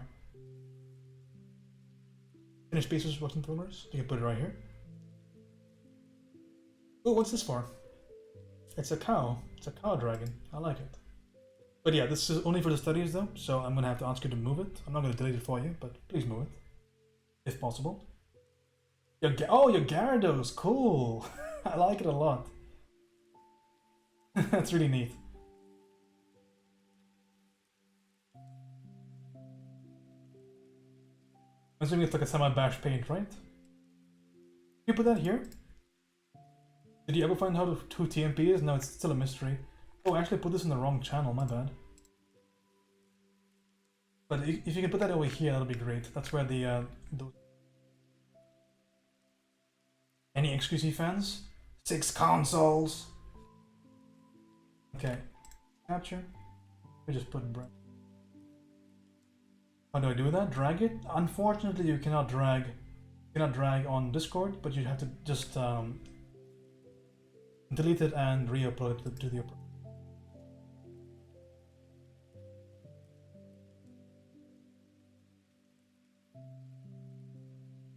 Alright, guys and girls. Guys and girls, even. If you have any crits, now's the time. I'm going to quickly go fill some water, and if we are no crits, I'm not going to be doing another painting tonight, because I do... Actually, we can't even do crits, because I looked at the time. If you have crits for next stream, put them in the Discord, as always.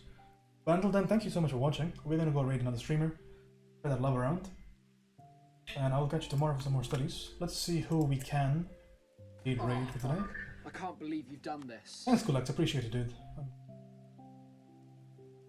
Thanks for the subs again, by the way, guys, today as well. Very kind of you. Who is currently on? Dude, Caterpiece playing OSRS, and got Dominic Domo Stanton, the art section. Can I submit the thing that's not finished yet? Of course you can. We'll look over it. Next stream, maybe?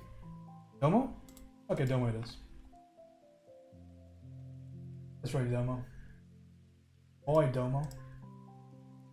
AKA the Thunder Domo. Oh, baby. Are you trolling? Yeah, I'm trolling.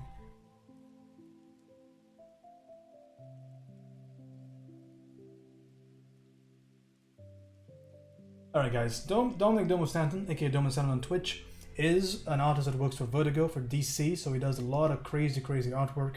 He gets hired by... No, is it Marvel? It's Marvel, isn't it? Oh, wrong. Whatever, he's a professional, really good artist, really cool dude. Definitely go give him a follow if you haven't already. Be kind to him, please. And definitely I'll see you over there. And see you tomorrow for some more studies. Answers and questions, go on the Discord, on the Instagram, on the Twitch as well. You can PM me over here if you have need. Otherwise, I will catch you tomorrow. See you.